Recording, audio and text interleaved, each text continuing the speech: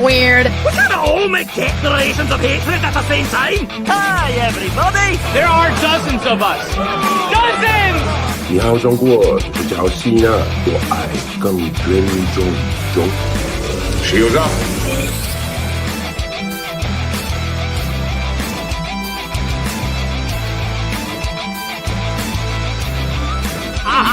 Alson, help me up onto his casket so I can dance on it.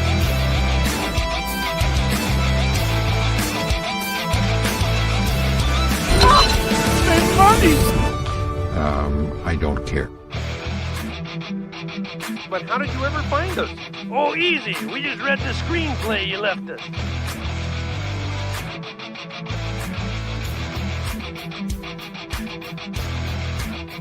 Glom, gold! Glom, gold! Glom, gold!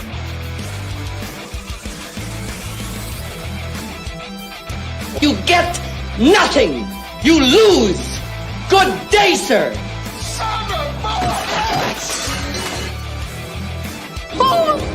I'll help you. Everything is sexist, everything is racist, everything is homophobic, and you have to point it all out. Just when I thought I was out, they pulled me back in. Huh? Zappuccino. All right, it is Thursday night in Tooney Town, and that can only mean one thing. It is time for Tooney Talk TV. Folks, my name is Marvin. I'm Movie Monster, and we are bringing you another evening of... well, first of all, we're back because we were not here last week. I had MegaCon last week, and it was crazy. So on Thursday, I was pretty much dead for my first day of the convention. So we were not able to actually do the show, and normally I would just have... Kev do it, but he was down with the death flu. How's he doing? Let's check.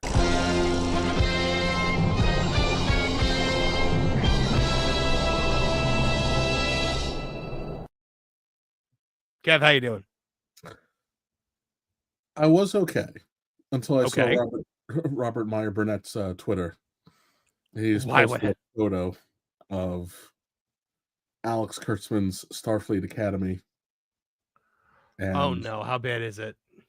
There is a midget child wearing goggles and a septum ring. Another strong and powerful woman with a mullet. And then another strong and powerful woman with a finger in the air.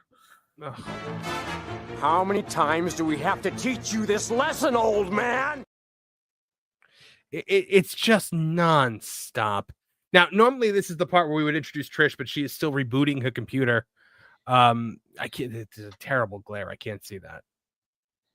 I don't think we're going to be able to see it. All right. Well, we can kind of see it. Oh, good Lord. All right.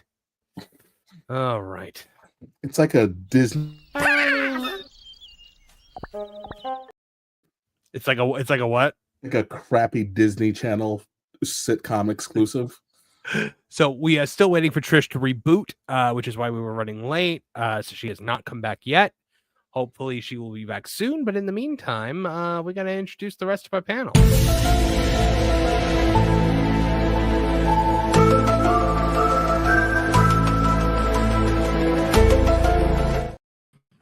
The one and only Martin Stone is joining us today. Marvin, Kevin, how are you both? My brother. I missed you, buddy. Yeah, I feel like I haven't seen you guys in weeks. It feels like forever.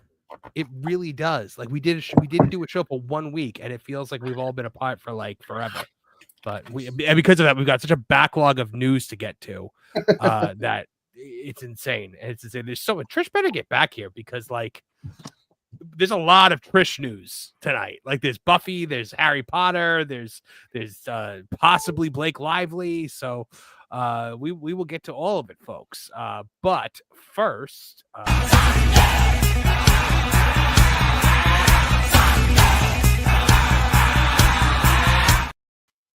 Nolan Thunder is here. Hello, everybody. Man, I missed you all. I was thinking about you guys frequently. I'm glad I wasn't the only one who missed the show. But to your comment, Kevin, about the Star Trek thing, I don't think it looks like a Disney show. I think it looks like one of those ads you'd see in the mall when you walk in a clothes store and you see all the teens having fun. Ugh. Well, on that note, let's bring in our next panelist.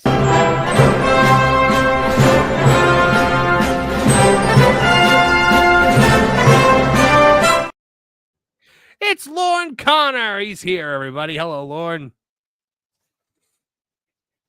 You're muted. It helps if I push that button. How's everybody doing? It does. We're doing well, my friend. Doing well. The team is getting assembled. We just need Trish. I'm not sure if Jess or Spencer are coming tonight, but we will welcome them if they pop in. But yeah, we are just waiting on the one and only Trish. But Lauren, how has your week been? It's been packed, but I'm surviving. So I'm glad to be here. I'm happy to see everybody again. It has been a while. Lauren, there were so many lightsaber booths at MegaCon, like booths selling their own lightsabers. Like, I did not realize how many companies there are out there that all they do is make lightsabers. Yeah, it didn't used to be that way, but everybody and their brother's doing it now, and that's cool. I like the fact that you got people that are reproducing things from the movies, from the EU. Sometimes you got people creating their own original stuff. I probably have enough. There's really only one other saber. I take that back. There's two sabers that I would like to have that I don't have, but I probably have enough in my collection. So, what are those sabers? I'd like to have a Luke Return of the Jedi saber. I don't have that one. Surprised you don't have that. Well, I don't have a whole lot, but the ones that I have are the ones that I was really passionate about. I've got the original Skywalker saber from Episode 4, the Icons saber, which was the first authorized lightsaber that was produced for Lucasfilm, and I have a Master Replica's Count Dooku saber. And then I've got a couple of the little rinky-dink lead dueling sabers, but that's pretty much it. The big thing in my collection that hasn't been displayed for years now, but I've also got the Master Replica's Millennium Falcon. That is that's probably really cool. That's the pride of my collection. So we take me as a person at a convention, like if you're at like a MegaCon or something like that, you'd be like someone who's like he doesn't buy everything. He just has the one thing he bought, but it's the coolest thing and everyone's geeking out about it. I don't know. You get like an Indiana Jones replica or something. Yeah. See, it's what's funny about replica prop collecting is that, at least in my case, I've done it for years and I don't have a whole bunch of pieces, but the pieces that I have that I like, when you get interested in a thing and you do a lot of research on it, because a lot of times you might have a prop that appears in multiple movies and there are subtle differences between those props, and you actually have to decide which prop do I want, which scene, what do I consider to be the thing that I want, and it becomes your holy grail until you get it. And then the fun is in the hunting, it's not in the getting. Once you have it, it's fun to have it and display it, but you're always on the hunt for what the next thing is, and that's the fun part. It's like Eleanor from Gone in 60 Seconds. That makes sense. The Theory Sabers was probably the biggest lightsaber booth that I saw there, and he had a massive line, Star Wars Theory. It was awesome. But yeah, there were the usual, the R2D2s going around, and you know what? The big thing is, like, people like to be like different Mandalorians that are like color schemed to be like things from different different genres and different IPs. So that's one of the things that I always like to see. One of the things that I really wanted to put together years ago, and I had just begun to try and do it, was I really wanted a full set of Republic Commando armor. But yeah, that would be amazing to have. But all I managed to get was like install something that has like the little wiper you have on the visor that wipes off the blood when you're playing the game. Yeah. I love me some Republic Commandos, so that would be an awesome thing to put together. So the 501st is like the big fan, like trooper, clone and stormtrooper fan groups. And I remember when they did Star Wars Celebration here, the 501st were having a ball. They actually called it a ball, and their guest of honor was Ian McDiarmid, who was going to be sitting in in the Emperor's throne, like while all the stormtroopers were like having their ball, and Ian McDiarmid canceled at the last minute. I think he took one look at these people all day and was just like, I'm not doing this. No. Maybe they will watch from a distance with grave interest. Oh my goodness. So we got some super chats to get to, gentlemen. So by the way, my favorite lightsabers are Dooku's. I love Dooku's lightsaber. I love the hook handle. Obi-Wan's lightsaber is my favorite Jedi lightsaber. And I have Phantom Menace or the original trilogy? The original trilogy, where it has the little cup for Sync the train. for the emitter. Yeah, I love it. And I really like Palpatine's lightsaber. So no mention of Darth Maul. I think that one would be one of my top ones. Fine. It's just so unique and so long. And okay, I'll stop it's there. not as unique anymore. So speaking of which, we had Beau DeMayo topics. Right. Tyler Golosinski checking in for $9.99 says, I admit I was wrong about the animated Spider-Man show. Even though they changed the ethnicity of certain characters, they don't make the characters it the character's focus. Kevin, I know you agree with this. I am still a couple episodes behind on this. So why don't you respond to this? Yeah, he's right. He's right. Once you get past the first 2 episodes, the show starts to really shine. And I think this week's batch of episodes was probably the strongest 3 that they've put out. So it's a lot of fun. Just get past the we didn't get the memo style of writing. Mm-hmm. The she didn't win memo that came. Yes. Fix the drywall right now. Like they got a letter from Mr. Doback. That's a stepbrother. Chef Eddie for $5 says, all I know is they better cast Trish as Buffy and Spike's daughter in the new show. Let's start a petition. I will hold the Trish super chats until she gets here. Where the hell is she? Kev, you want to call her? Do you want me to reach out? Yeah, I'll be back. Yeah, you want to mute for a moment. All right. John Williams for $4.99 says, an American actor is playing a Harry Potter character. What is JK trying to deflect from now? Well, JK doesn't have to deflect from anything. That will. I feel like that's another Trish chat, though. Agreed. It is probably. Let's see. Trish chats. Why is everything for Trish? It's the Trish hour. John Williams says, hey, Marv, I think you're beginning to... Beau DeMayo says, hey, Marv, I think you're beginning to understand me. On an unrelated note, want to sign up for my OF? No, I do not. BPE checking in for $20. Thank you very much, BPE. That was awesome. Master of Puppets member for 3 months saying, good evening, Marvin and chat. Good evening to you, Master of Puppets. You and Cumia gifting 1 Tooney Town TV membership. Thank you very much for that. Super. And thank you for last night. You gifted 5 Tooney Town TV memberships during our inaugural game stream where we streamed Arkham Asylum. So we'll be continuing Arkham Asylum on Wednesday again. What is it, Lauren? I am so sorry I missed that. That is one of my very favorite games. I hope you had a great time playing. Oh, we definitely did.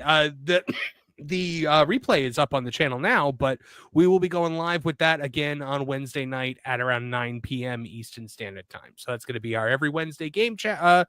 So we'll do that until we get through Arkham Asylum. We got pretty far too. Like in just like a couple hours, we got through the Bane boss fight.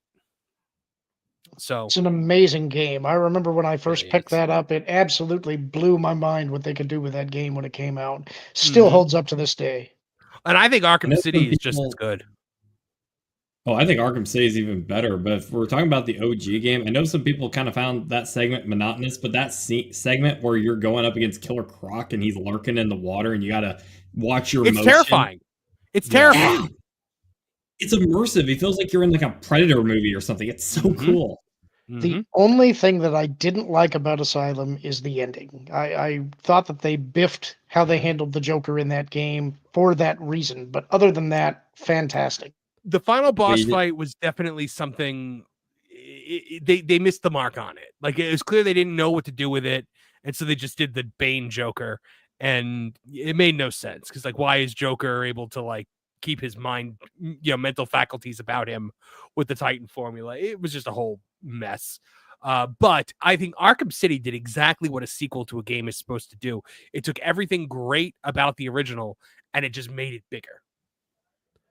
Arkham City was so good that literally it set a standard for the rest of the industry, because a lot of games tried and failed just to play catch up with that game. The legacy of Rocksteady was so good, it literally changed whole game development. It's crazy. But go ahead, Martin.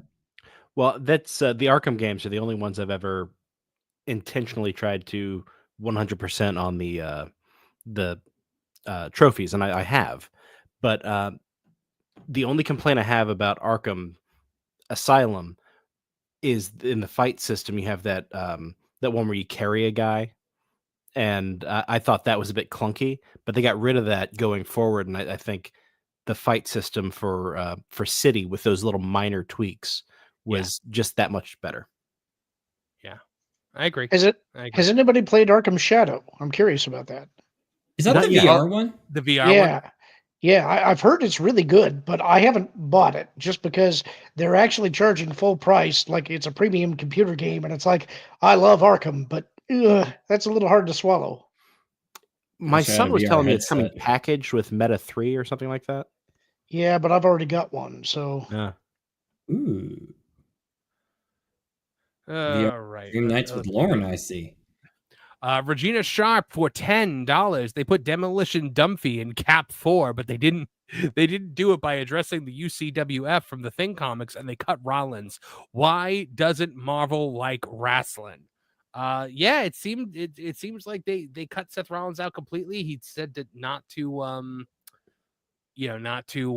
bother going to see it if you're a Seth Rollins fan. So I will see it. I don't know if I'm seeing it tomorrow or if I'm seeing it on Saturday. I think is actually a decent chance that I am going to see it on Saturday instead of tomorrow. But has anybody seen it yet by chance, like earlier today or anything? Not yet. No?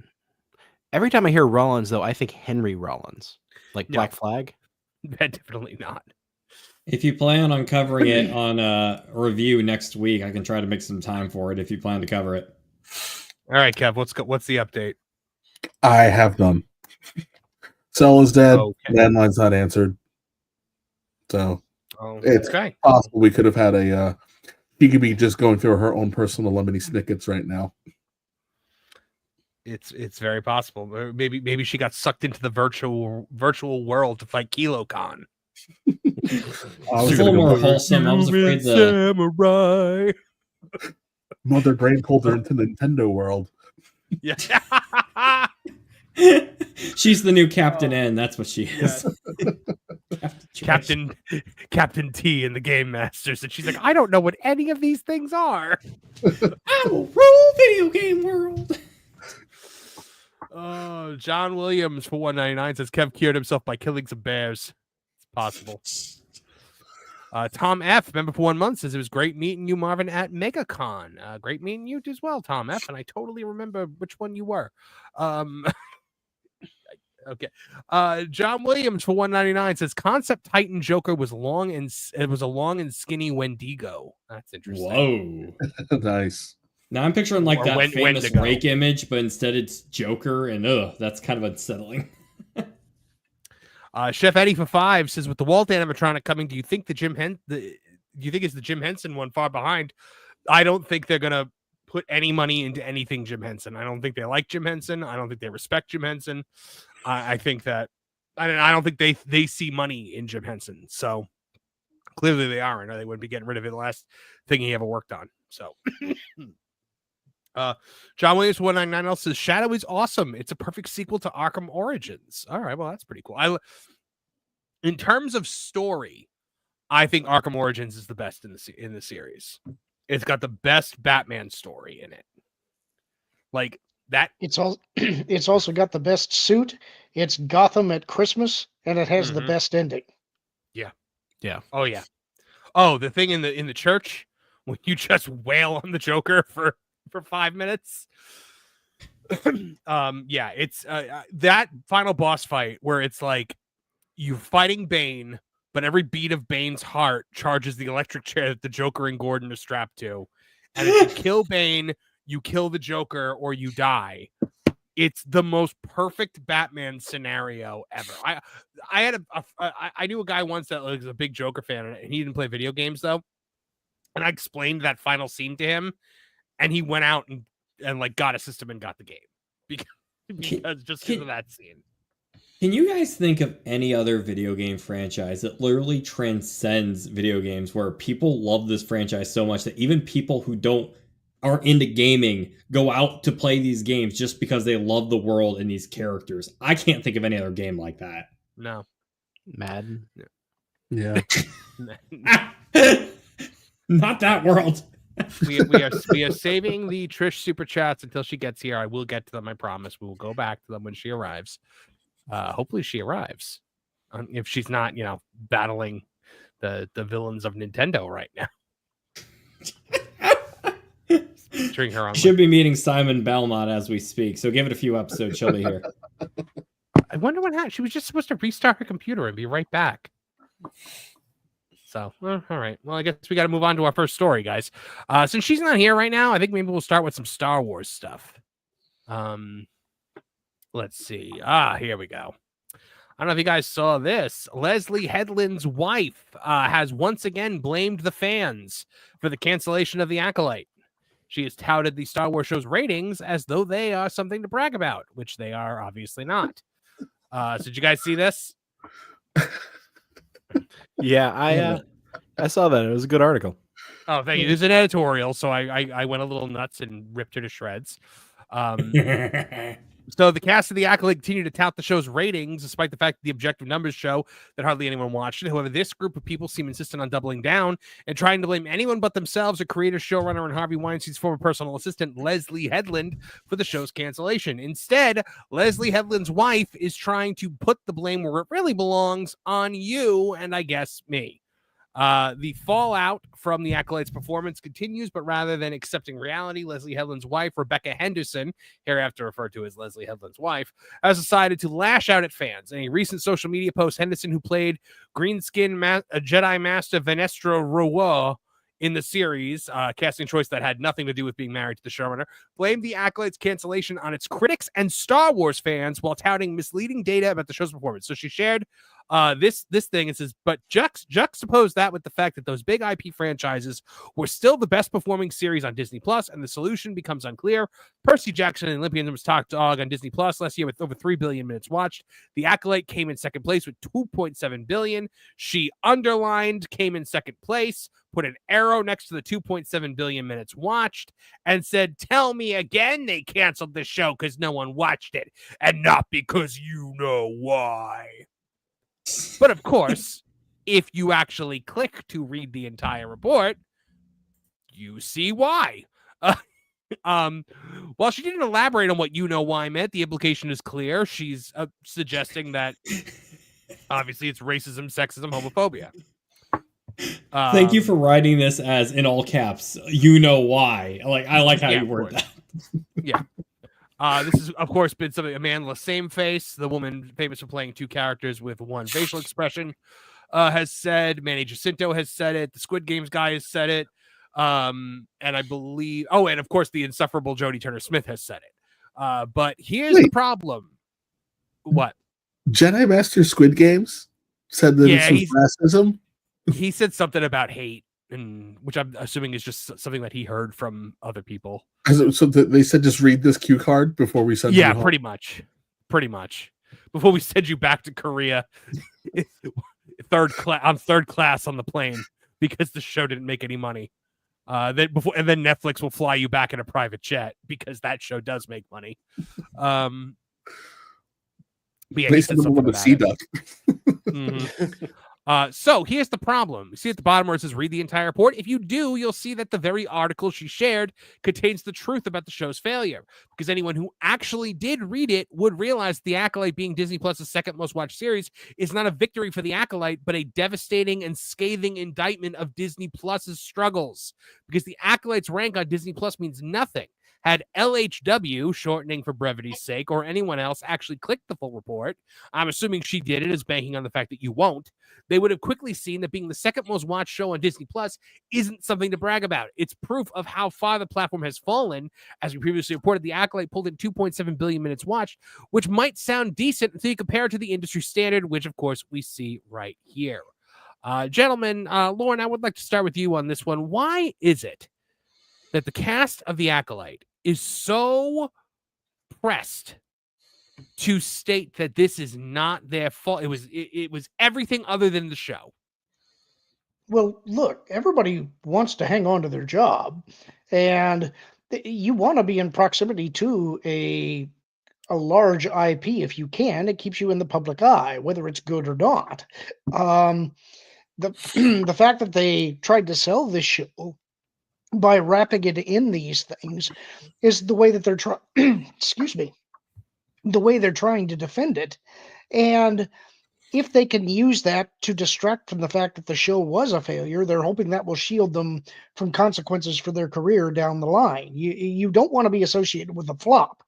So if you can make it sound like it wasn't a flop for any reason, hopefully that provides your career with some kind of insulation.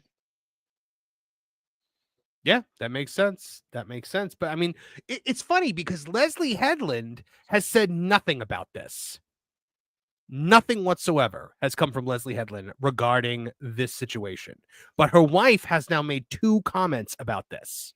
So should we believe then that Leslie Headland's wife is acting as the mouthpiece for Leslie Headland? I think that's probably a reasonable bet, because as the showrunner, I would imagine that she has probably some pretty strict terms to what she can say and what she can't say. I think Disney has probably gotten a little more sensitive about that over time. And so if you can filter that message out through others who would not be under such a strict NDA, especially after the cancellation, that's probably the smarter move. Mm-hmm. Kevin Apollo, you have now, Leslie Headland specifically stated before this show in an interview with the New York Times that she would, if the Acolyte failed, that it failed because of her. She was very clear about this. Do you think that's why she has not said anything about this? Yeah, a little bit. You know, they've done a masterful attempt at making a deflection campaign. But yeah, the buck stopped with her. This, you know, she got put in a position that she hasn't exactly earned. They spent a lot of money on it, and it was an unmitigated disaster for the brand and for Disney. On top of that, you know, she probably doesn't want to have to answer questions about being fired from her Netflix show. So she's got a lot of good reason to be incognito for the next, for the next bit of time. Excuse me. My voice is still gone from the convention. My goodness. Yeah, I agree. Like, I don't think that she would purposely back away from it just because of hypocrisy, because these people don't care about hypocrisy. They don't mind being called out on mindless statements that they've made. Yeah. It's just insane to me that they cannot let this one go. Faced with objective reality, Martin Stone, they will not let this go. I know that I've said this before, but the lies we tell ourselves are the ones we most persistently believe. So you think they actually believe what they're saying? I do. Yeah. I think there's some spin going on to maintain careers and things like that. But I think that they were really proud of this project and are convinced that there's an audience for it, if not for all the ists and the phobes and the people who rejected it out of hand. That makes sense. Nolan Thunder, your thoughts on the LHW situation? Yeah, I think there's definitely a lot of venting that probably happens in their bed every night. She's probably talking about this every day, and it probably kind of devastates them. I'm honestly kind of surprised that I can't help but feel like there was a bit of blissful ignorance, and I'm kind of impressed at how big their bubble was on this, because you think that they would know, like, hey, Star Wars has gotten a lot of pushback here over the past few years for the strong woman, you know. Go ahead, Kevin. What were you gonna say? No, I have an answer for you. Oh, okay. Well, what's that? Well, what did she call her? The Queen Kathy. Queen Kathy has built the Terror Dome worth of size of a. We exist in our own echo chamber bubble, and it's been in existence since The Force Awakens. They were told they could do no wrong just by virtue of being strong, powerful women, and everybody else is the problem. And this show failed so mightily that it wasn't just it was a moral defeat, because they were reinventing Star Wars and sending it in a new direction, and it wasn't about the Force, it was about the thread and you know, witches and you know, and everybody said, get that bleep out of here. Flush it, burn it. We don't care what you do with it, just make sure we don't have to see it. I will defend that one creative decision, though, that the witches call it the thread instead of the Force and talk about how the Jedi get it wrong. That's what breakaway religions or heretics, you know, whatever you want to call them, that's what they do. You know, it wasn't changing the Force, because the Jedi still talk about the Force. It's just a different way of understanding it, a different perception. So I'll defend that one.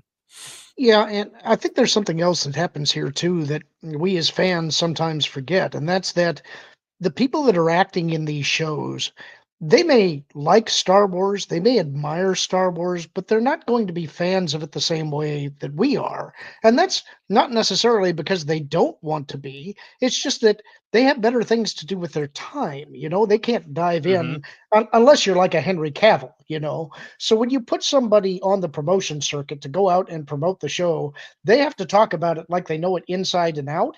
And that's where you get somebody on the stage saying that, well, this is like when Anakin Skywalker blew up the Death Star, you know. Right. And so that's gotta hurt when you're trying to do a good job and you don't know the lore inside and out, and then you get ripped apart for it. I do have some sympathy for them for that, but there's no excuse for Lucasfilm or for Leslie, because she's the showrunner. It's your job to be immersed in that stuff and make sure that you set the tone correctly. The actors, generally speaking, are blameless until they go after the fans. Right. You know, right. My thing is, hold on 1 second, Nolan. Go ahead. My thing is, if they wouldn't try to pass themselves off as super fans, it wouldn't be nearly as cringy. Because Leslie Headland sat there and she was like, guys, Star Wars saving my life. And, you know, Mama Yass sat there, she's like, think about Star Wars. It's so patriarchal.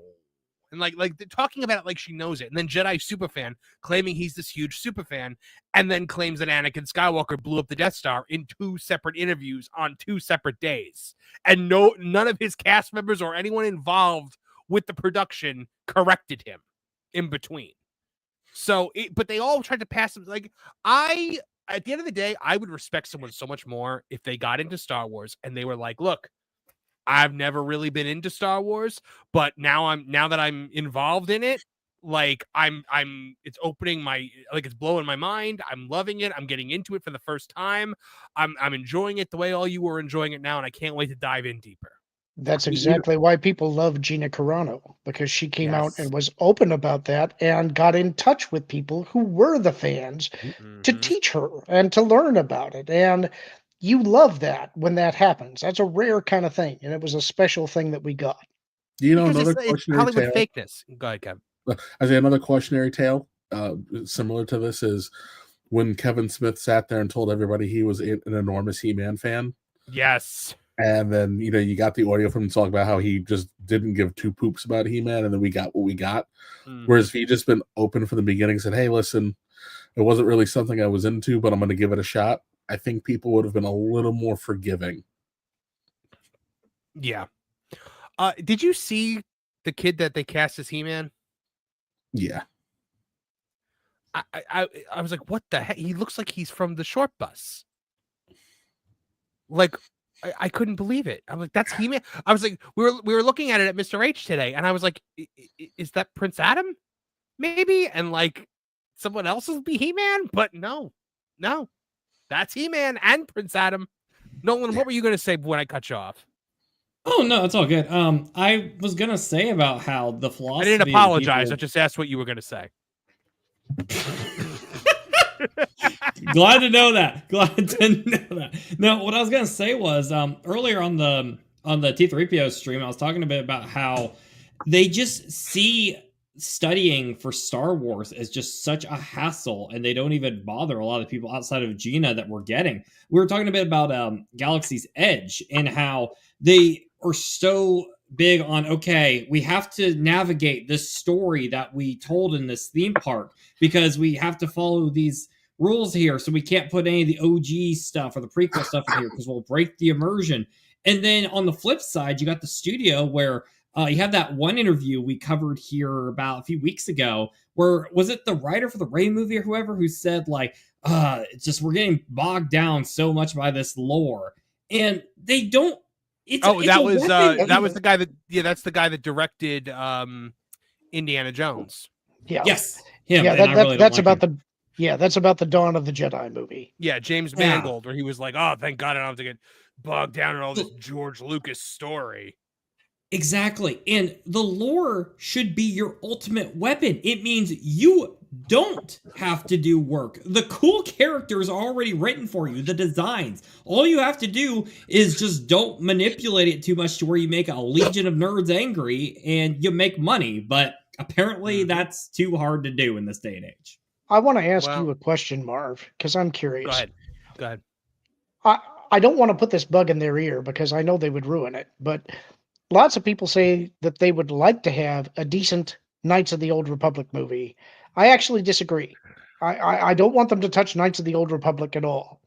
They're talking about Dawn of the Jedi. I think that's an even bigger mistake for a number of reasons. Mm-hmm. But how would you feel if you could get somebody to actually do a good adaptation of the Keldroma saga? Ooh, the Keldroma? Oh, that would be interesting. Yeah, I would love to see. I'd love to see them do the initial fall of Ulick, but I'd also love to see the Freedom Nad uprising. And I think that you could actually do. I remember when that came out, when the comic series came out, I didn't like it because they were going kind of sword and sandals style Star Wars. It felt totally wrong, but eventually it grew on me. And Knights of the Old Republic actually sort of redeemed Tales of the Jedi in my mind. So now you could do something that's sort of a Conan style movie in Star Wars if you were going to do something like that. Would you be interested in seeing something like the Freedom Nad uprising? If I had any faith in them actually doing it correctly and like making it good, I would love to see that. But with Kathleen Kennedy's Lucasfilm, no, I would not want to see them make that. If it was anybody else running it, then yes. Yeah, I'm saying if you could see the walled city of Is and Onderon and the Duxon Moon and the Beast Riders and all that stuff, I mean that way you're getting a more fantasy element. It's pushing the fantasy more than the science fiction, and you cast that properly. You've King Omen and the Ghost of Freedom Nad. There's an awful lot that you could do there that would be fun. Absolutely. All right, guys. Well, we're gonna move on.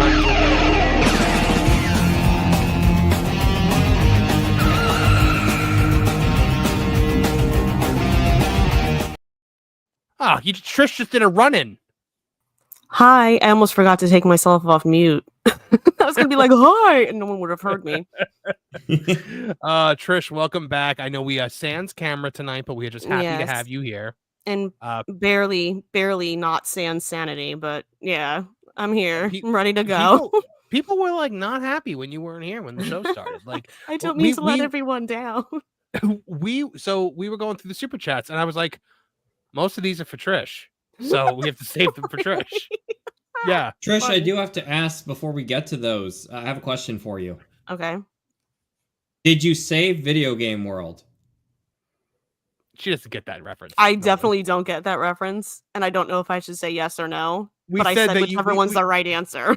We said that you were sucked into the virtual world and you were like fighting a video game battle. I almost wish that's what I was doing. But anyway, hi. All right. I'm trying to find. Oh, okay. I'm trying to find. Super Chat's got all out of order somehow. I don't know how that happened. Let's see. With the Walt animatronic coming, Shadow is awesome. Okay. In the Dobby voice. Praise be to the mistress of pop culture and mistress of the macabre. Praise be her name. From Tyler creeps me out. Dobby loves Trish. Oh, I hate it.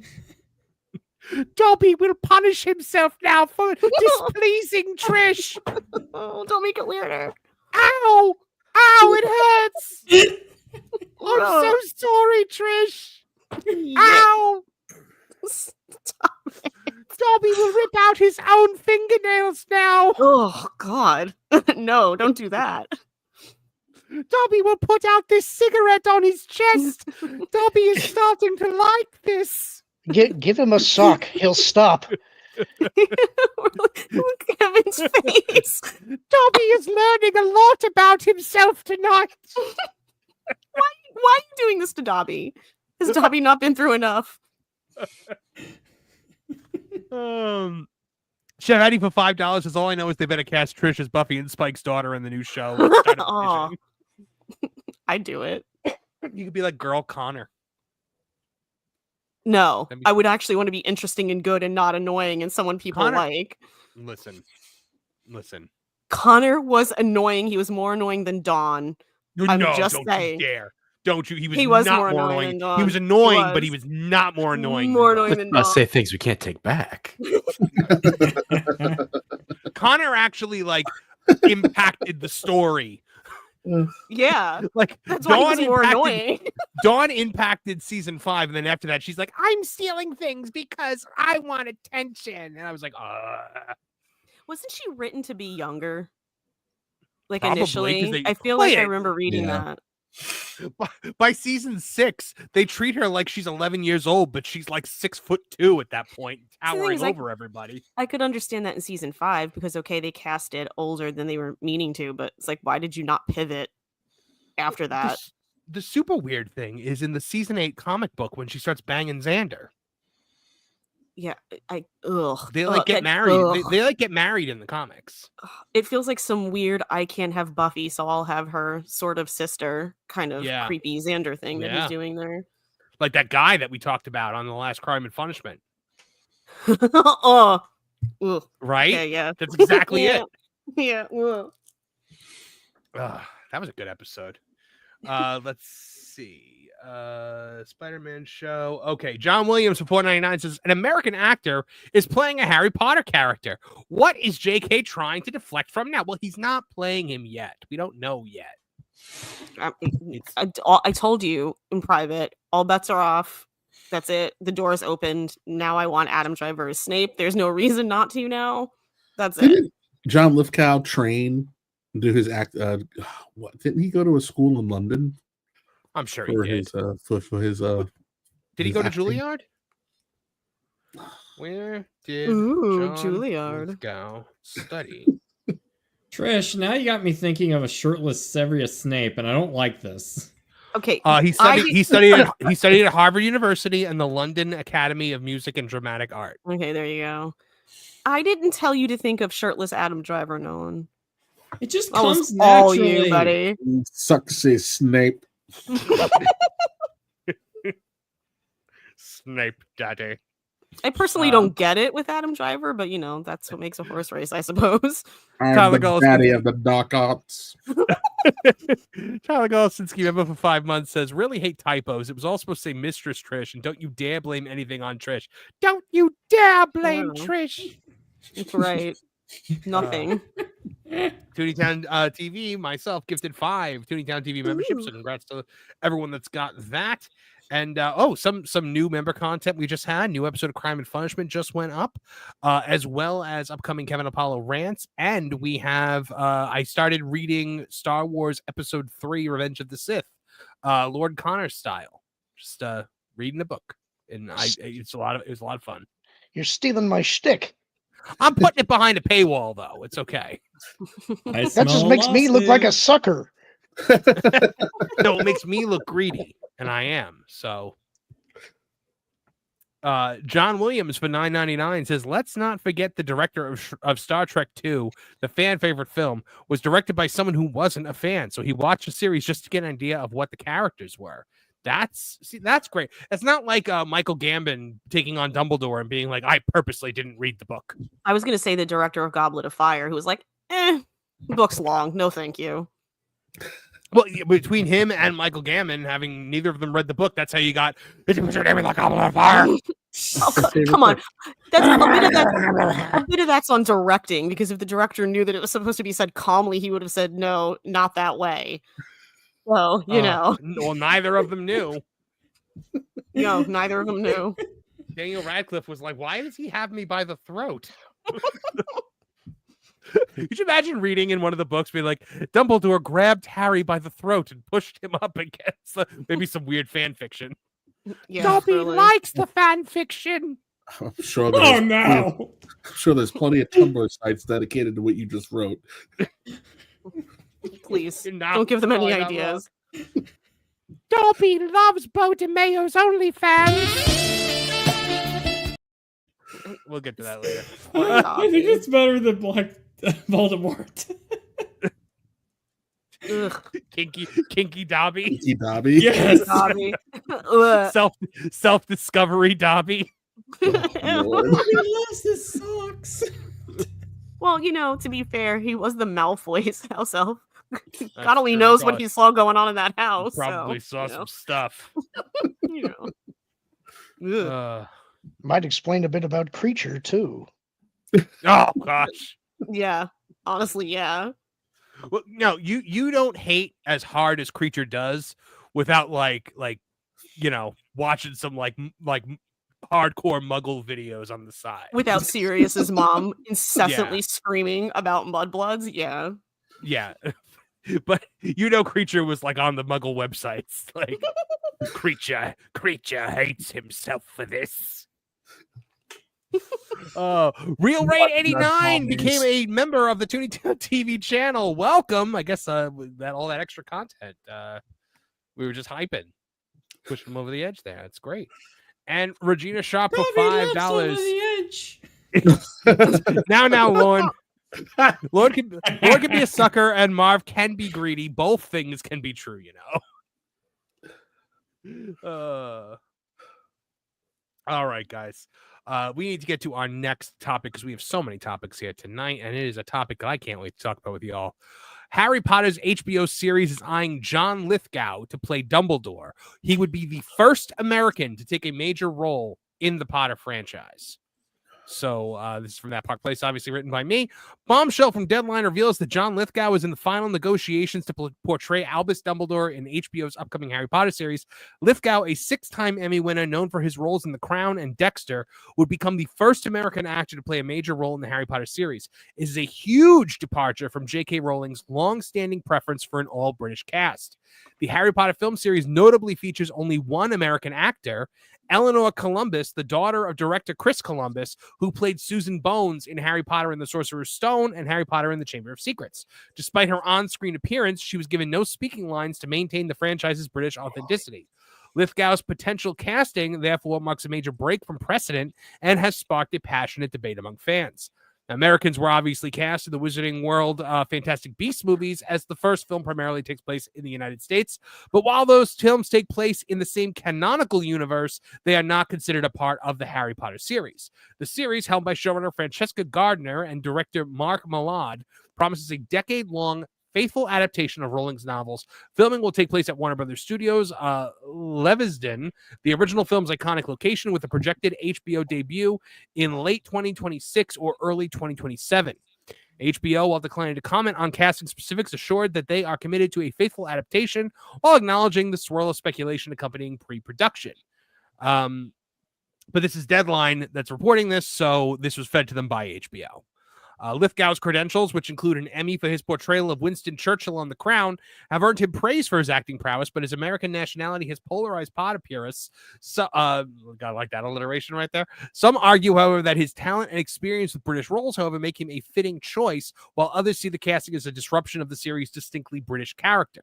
Lithgow is also 79 years old, which means that he'll be in his 90s should he live to see the end of the series. The original Harry Potter films were forced to recast Dumbledore after the first 2 movies when Richard Harris died in 2002. He was then replaced by Michael Gambon, who brought a much different, quirkier interpretation to the character than Harris's gentle, quiet strength. And of course, this is the image that I chose to use for that.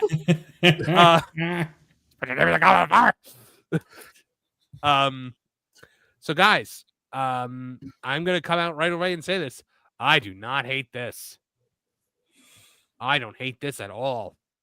I think he's fantastic.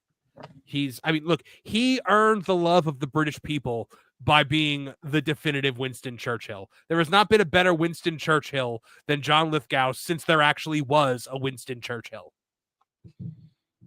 Kevin Apollo, am I wrong? I'm with you. I love John Lithgow. 2 of my favorite John Lithgow movies. One is Ricochet, which is features a baby Denzel, which I found out recently was supposed to be a Dirty Harry sequel, but Clint Eastwood thought the subject matter was too dark. Oh. And then a movie called Raising Cain, where it's not a lot of people saw it, but it's a horror movie. That is a great movie. Oh, right. It has one of my favorite endings too. He plays a father who has a multiple personality disorder, and you watch him work through the movie, and it's just an awesome movie. But yeah, John Lithgow's been one of my favorites, even in more hokey stuff like a Cliffhanger. He's just such a great villain. So I'm super happy about this, because to me, Dumbledore is the actual villain of the franchise. Yes, he weaponizes children to fight his battles. Is this your Martin and Elsa of Harry Potter? Yes. Look, he is without a doubt one of the finest actors alive today. He can make anything work. He's brilliant when it comes to drama and brilliant when it comes to comedy. Third Rock from the Sun is one of my favorite comedy sitcoms of the 90s. And he was the lead in that, and he was quite amazing. All I kept imagining was him looking into the mirror wearing the full Dumbledore makeup going, "My God, I'm gorgeous!" He's Don Quixote. He's the Trinity Killer from Dexter, which is probably my favorite dramatic role I've seen him in. The guy is just a top-notch quality actor. And you know, some people on online, Trish, were saying like J.K. Rowling needs to stop this because it's going against her wishes. And I was like, if they have gotten this far, she has signed off on it, right, Yeah, Trish? I would think so. What's your take on this? I mean, I'm into it. I would understand why she'd be like, oh, only British people, but it personally doesn't bother me. You know, I think Americans and Brits have been trading off roles and accents for a while now. So. You know, you say that, but it's mostly Brits taking on American roles. Other than Bridget Jones's Diary, say Bridget Jones. I can't think of another high-profile American actor playing a British role. Higgins. Higgins. Higgins? Keanu Reeves, 92 tracks. Oh, God. I dare say, good sir, he vexed me, he did. It's horrible. I love him. I don't want to laugh at him, but oof. I know. I'm sure even he would laugh at that now. Oh, yeah, probably. Higgins from Magnum PI was from Texas. Okay. And everybody just assumed he was British. You can hear his actual accent in Blazing Saddles. Oh, okay. Huh. Well, I would like to say 2 random things. One, if Please. anyone out there, which the answer to this is probably no one, watched Trial and Error on, I think it was NBC about 5-10 years ago. John Lithgow was in that, and he was fantastic in that. It was a comedy, because I think everyone thinks of him as a villain outside of Third Rock from the Sun and things that he does and like dramatic, but he was really funny in that. And then also, if he's cast in this, there will be 2 people who played Winston Churchill in the Harry Potter series, because Gary Oldman won his Oscar for playing Winston Churchill. So really? Yeah. So I find that very funny that there'd be 2 Churchills essentially. That is in really there. cool. It's just a random factoid that I found funny. I find that funny as well. He's at the end of the day, I think no matter what rules J.K. Rowling has, if you have the opportunity to cast John Lithgow as Dumbledore, you take it. He's that good. Again, I don't have a problem with it personally whatsoever. Lauren, what do you think about this? I'm in the minority here. Oh, you don't like him? I have mixed feelings about John Lithgow. I like him in certain roles very much. I loved him in Third Rock from the Sun. I agree that he was great as the Trinity Killer in Dexter. I don't see him as Dumbledore. And so I'm going to throw out my comedic take on who should play Dumbledore because I want him to be the king of all geek media. Let's cast Henry Cavill. Well, he was almost Cedric Diggory, so, And he probably won't die by the end of it. I mean, the man is 79 years old. Did you know that he played Yoda in the Star Wars radio dramas? Henry Cavill? Or no, John Lithgow.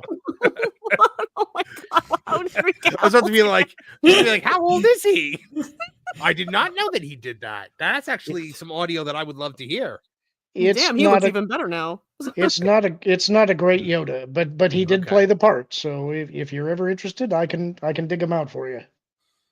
I don't know, man. I think like I could see it. The second they said it, I could hear his voice and like the British accent that he does, and I could just his eyes have that gentleness of Dumbledore. I think like that patience. I don't know. It's just I don't know. I know Kevin's with me about Dumbledore. People, I think, romanticize some aspects of Dumbledore, and they forget some of the things about him that maybe aren't so. Well, I mean, I'm reading the books and sweet. I'm reading the books right now, so I think I have a pretty good take on him as a character. And yes, he is definitely flawed more so than the books than the movies would have you believe, because he makes insane leaps of logic and insane mistakes. Like, I'm just going to ignore the boy for the entire year. What could possibly go wrong? I won't even look at him and never tell him why. And then when Harry's like, what the F? He's like, it's because I care about you too much, dear boy. I was like, what?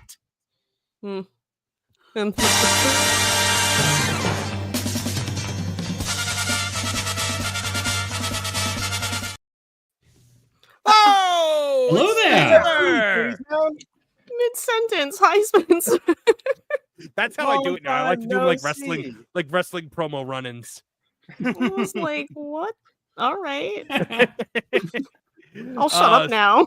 My favorite John Lithgow role is when he played a super psychotic serial killer in Dexter. On Dexter. Trinity Killer. We were just talking about that. Unironically, he's so great in that role. He's so good. Is nobody going to bring up Bad Businessman from Santa Claus, the movie? Most people don't know that he was so into that role that he actually killed a couple of people. Dude is so method. I believe it. If somebody they pinned it on OJ.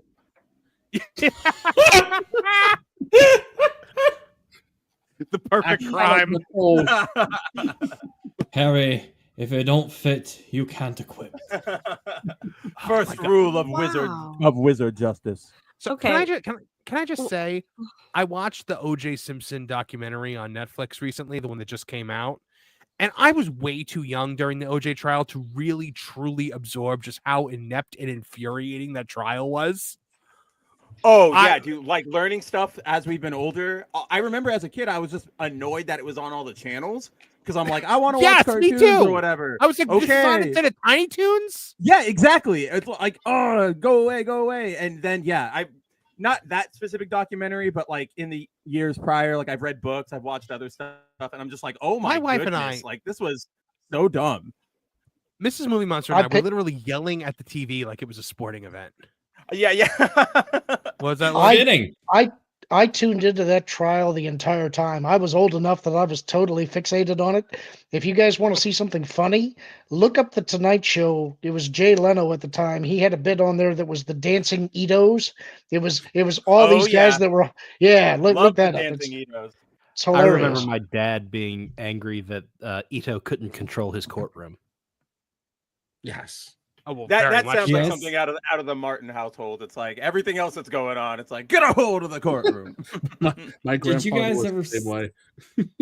Did you guys ever see? It was either SNL or Mad TV. They had a bit where they were doing OJ, and they were doing like a sports commentating. They were down the field, the casters were, and they're doing that thing where they draw the yellow line on the screen for the plays. It's like, yep, they're gonna do this formation here, and it spells "I did it," and then the other guy's like, yeah, that was Tim Meadows as OJ on SNL. Great. Oh man. It's kind of funny we're talking about OJ because I always watch Norm Macdonald's joke at the ESPYs about taking away life, and I laugh like it's the first time I've heard it every time I hear it. What was the joke? I forget who it was. He was talking about getting awards. He says they can't take that away unless you kill a cater waiter and your wife. Then they'll take away your husband. Did they actually take his Heisman away? Because I thought or did they give it back when he was acquitted? No, I think he tried to lost steal it that back. in the civil case. Oh, Yeah, okay. The Goldmans collected it. That he tried to steal it back in Vegas when that's why they put him. Yeah, in that was jail. part of that one. When someone was like, "I'm gonna throw the book at you because you didn't go to jail before." Yeah. Look, if there was any doubt when he wrote the book that was called "If I Did It," like, come on, guys. And then he did an interview on TV that was weird too. That people forget about. They have it. His sports agent. Interview? Yeah. His sports agent was one of the people they interviewed on the documentary. And so they're talking about it. He said one night they were talking by the pool and, OJ was like, well, do you think I did it? And he goes, yeah, I think you did it. And then OJ apparently said to him, if she hadn't answered the door with a knife, she'd still be alive. So like the guy has admitted it multiple times to multiple people that he did it. It's insane that he got away with it. One of my favorite conspiracy theories is that his son did it and he took the rap for it, knowing that they couldn't convict him because he was innocent. I don't believe it for a second, but that's I got to give credit to whoever. That's a good one. Yeah, that is actually that comes from. Well, I don't know if I'm allowed to delve into that, but that actually comes from Michael Jordan's son. There was a concurrent NYPD investigation that was unofficially happening. That's where that detective who dropped that theory, who ran onto Nancy Grace, that's where he got that from. Well, that's interesting. It's like the greatest joke about it forever of all time was that Dana Carvey stand-up comedy special that was so famous in the 90s when he was doing the whole thing about the OJ, and he goes, he's being Johnny Cochran. He goes, "What's DNA anyway? It's just 3 little letters. I think it stands for did not attack." One of my favorite OJ jokes. Yeah. Sorry. I just want to real quick. One of my favorite is actually in Shrek 2 when he's bailing on Donkey when they're transformed into like the beautiful stallion and the prince, and he's literally on a white Bronco, and you hear like the report from the knights of the castle. They're like, he seems to be fleeing the scene on a white Bronco. Dana Carvey also, he was doing like the entire world would have had to have been in on the frame job if it was a frame job. And he goes, it goes all the way into England, and you see, now see here, 007, this might look like an ordinary ballpoint pen, but when you pull this lever, it has the ability to spray blood through the windshield onto the dashboard of an American Ford Bronco. Oh gosh, we got way off topic on the OJ stuff. For more crime and punishment, subscribe to Tooney Town TV. Chris, we might have to do an OJ episode at some point because he's so insane. Oh yeah, it'll rival that 30 for 30. You know. This all started with Lithgow as Dumbledore. We got into OJ. This is why I love this show. All right. So is anybody against Lithgow as Dumbledore other than Lorne? Do we get French Stewart as Professor Benz? That would be funny. I will say I'm not so attached to it that if it turned out to not be true that I'd be heartbroken. I'm just not against. You know what I mean? Like I'm into it, but I'm not attached to it. In my opinion, if Lithgow is going to play any sort of wizard in any sort of adaptation of anything, it's going to be Merlin in the live action adaptation of Sword in the Stone, because that is like exactly the kind of person he is. I can see John Lithgow rocking the like spinny hat, like I'm going on vacation. By the way, you know, I looked up like what Hogwarts house was Merlin in when Merlin went to Hogwarts. And do you know what it is, Trish? Doesn't he predate Hogwarts? Hagrid's shack? No, Wasn't he went. was Merlin went Slytherin? to Hogwarts. He was Slytherin. Yeah, I remember reading it once. So yeah, there's a reason for that. Yeah, Merlin would be Slytherin. One of Merlin's early works was actually taming a couple of fighting dragons that were besetting. If I remember right, I think that it was Uther Pendragon before Arthur came along, and so that's likely why he probably was using Parseltongue to calm them down. Oh, that's interesting. That is interesting. But yeah, no, Hogwarts predates Merlin. Like Merlin went to Hogwarts as part of Harry Potter lore. But what we do there was a. Go ahead, Martin. It just doesn't line up with the timeline. It does. Hogwarts has been around since like Arthur 900. Now this is what I'm talking about. Let's. Arthur would have been a Roman era Cornish knight that predates 1,000 years ago, which is when Hogwarts was created. No, hold on. What year was? I think it was like I don't know why I want to say if it's 990. I'm going to be very proud of myself. I don't know why. Hogwarts was founded in the year 990 AD. Yes, I knew it. I was proud of myself. Woo, woo, That's woo. our girl. Hell yeah. Hold on. So what year does Arthurian legend? Martin just coming in with his facts over here. Arthurian legend is set in the late 5th and 6th centuries, though. Yeah. I mean, do you So see that this would- panel? Do you see this panel, Trish? If there's not like one conversation where at least one of us goes, actually, then we have failed our audience. Actually, you know what? Actually, you know what? Actually, you know what? Maybe he, was rocking some of the power from the Philosopher's Stone or something with Nicholas Flamel keeping himself alive. Well, no. So it says that the Tales of King Arthur would be set in the 1200s or 1300s, somewhere around that time. So it would make sense. But how did they figure that if it was from a Roman 5th, 6th century, whatever you just said? I don't know. See, artist formerly known as Dr. Prince? John Cusack is saying 470 to 570 AD. We may have found a hole in J.K. Rowling's lore here. I don't know. I just want to put out, Marv, that you and I once had this discussion, and I was very irritated about the Merlin thing because it was impossible. And I was like, how old is Dumbledore? Because this doesn't make sense. Dumbledore was supposed to be like over 100. I know that. Yeah. I feel like it was like 120s. Hold on. We are talking about a series that is entirely about magic. There's no such thing as impossible. That's why I brought up Philosopher's Stone.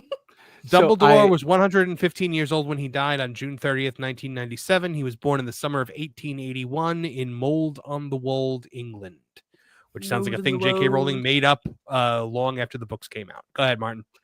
So I worked with this guy once. Me and another employee were joking about like the I want to say the beef council or maybe the pork council was suing somebody who was making canned unicorn meat as a joke, and it was like the other white meat or something like that. And he's like, well, that's ridiculous. A unicorn's like a horse. That's not pork. We're like, yeah, and it's not real. Oh, Regina Sharp. Sharp wow. for $50. The tales were set very late because they were written much later, but the actual legend would have been set in the 500s or so. So yeah, this is not possible.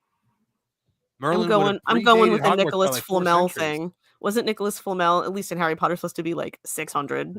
I'm going with that. That's my hand waving it. That's how we make it happen. All right, hold on. How old was Nicholas Flamel? I'll look into that. So was Merlin taking remedial classes at Hogwarts? It was like Rodney Dangerfield. He just went back to school. Yeah. And he was still taught by Sam Kinison. My dad loves that movie. Every time it's on TV, he stops and watches it. It's so funny.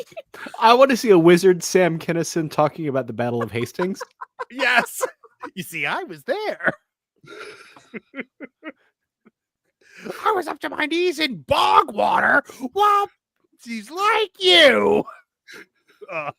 I love Sam Kinison so much. By the way, when I fall down a Sam Kinison rabbit hole, it's always a good afternoon.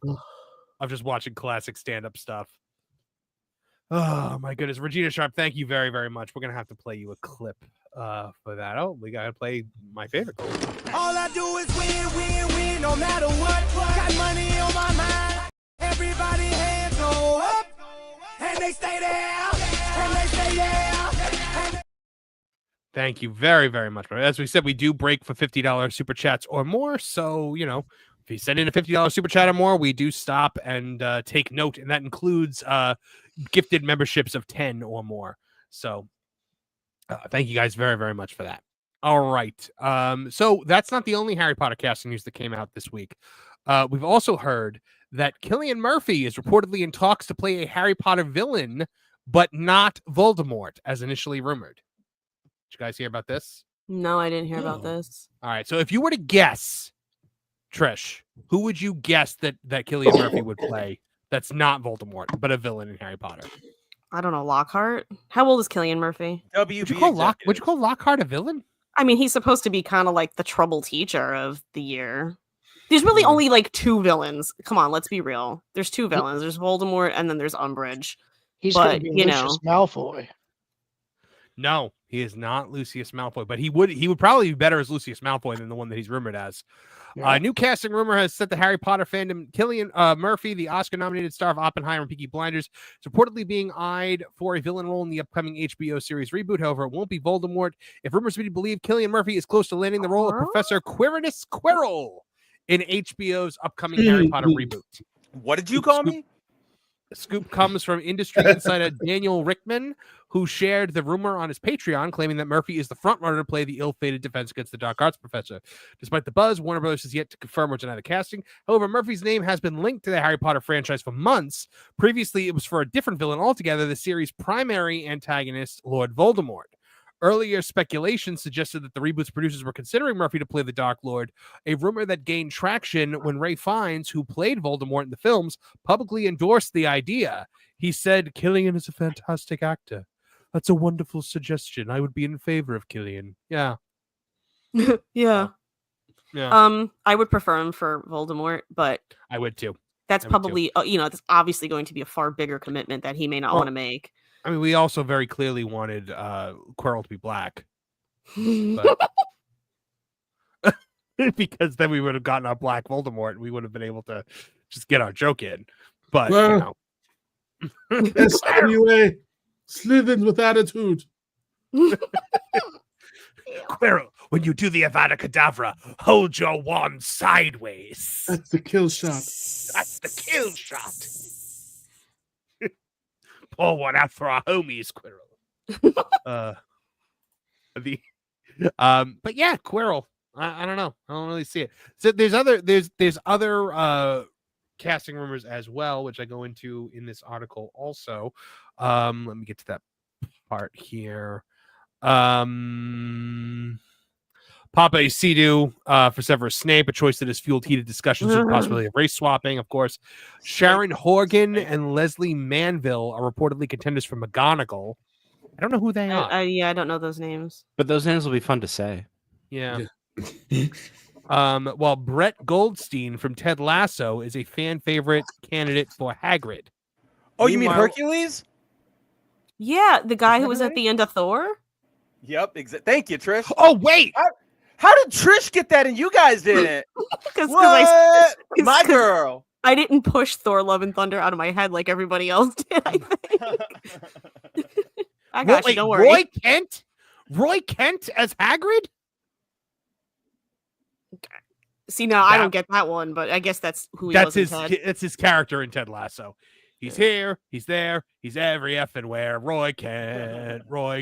He's awesome. He's the best character on that show. Small? Yeah, that's what I was thinking. Let's see. Let's see. Mex for Life says Leslie Manville was Princess Margaret on the final season of The Crown. Oh, I liked her. She'd be a good McGonagall. That is cool. I would like that. So yeah, guys, 32,000 kids have auditioned to play Harry, Ron, and Hermione, though. Wow. They threw out all the white ones. Please be a redhead. That's my one demand with the casting. For Ron Don't Weasley? rob us of another. For Hermione. She's supposed to have mousy brown hair, I think. Yeah, she's not supposed to be a redhead. Ron is the redhead. Yeah. Oh, all the Weasleys are supposed You just to get be redheads gingers. on the brain, Nolan. I mean, to be fair, she married the redhead, so you know. She does. She does. Yeah, She does her and become a Harry- Weasley, so. Her and Harry both do. Are you thinking of Ginny? I mean, she was redheaded in the movies, Well, but Ginny's- I'm yeah, trying to she's think what supposed to female, you know. Yeah, No no, one could be I'm thinking thinking of her. It must just be my mind somewhere else right now. He just really wanted her to be a redhead. Yeah, I gotta say though, it's good. Reading the books right now. I get so mad at the Half-Blood Prince movie because it's so bad. It's so really is. bad. They cut out the entire basis of the book, which is the Voldemort flashbacks. I told you how I felt about it seeing the movie before reading the book. I was like, oh, that was a fun movie. And then I read the book and I was like, why was that the part we made the movie out of? We did a whole movie about Ron and Lavender, which is so inconsequential in the book.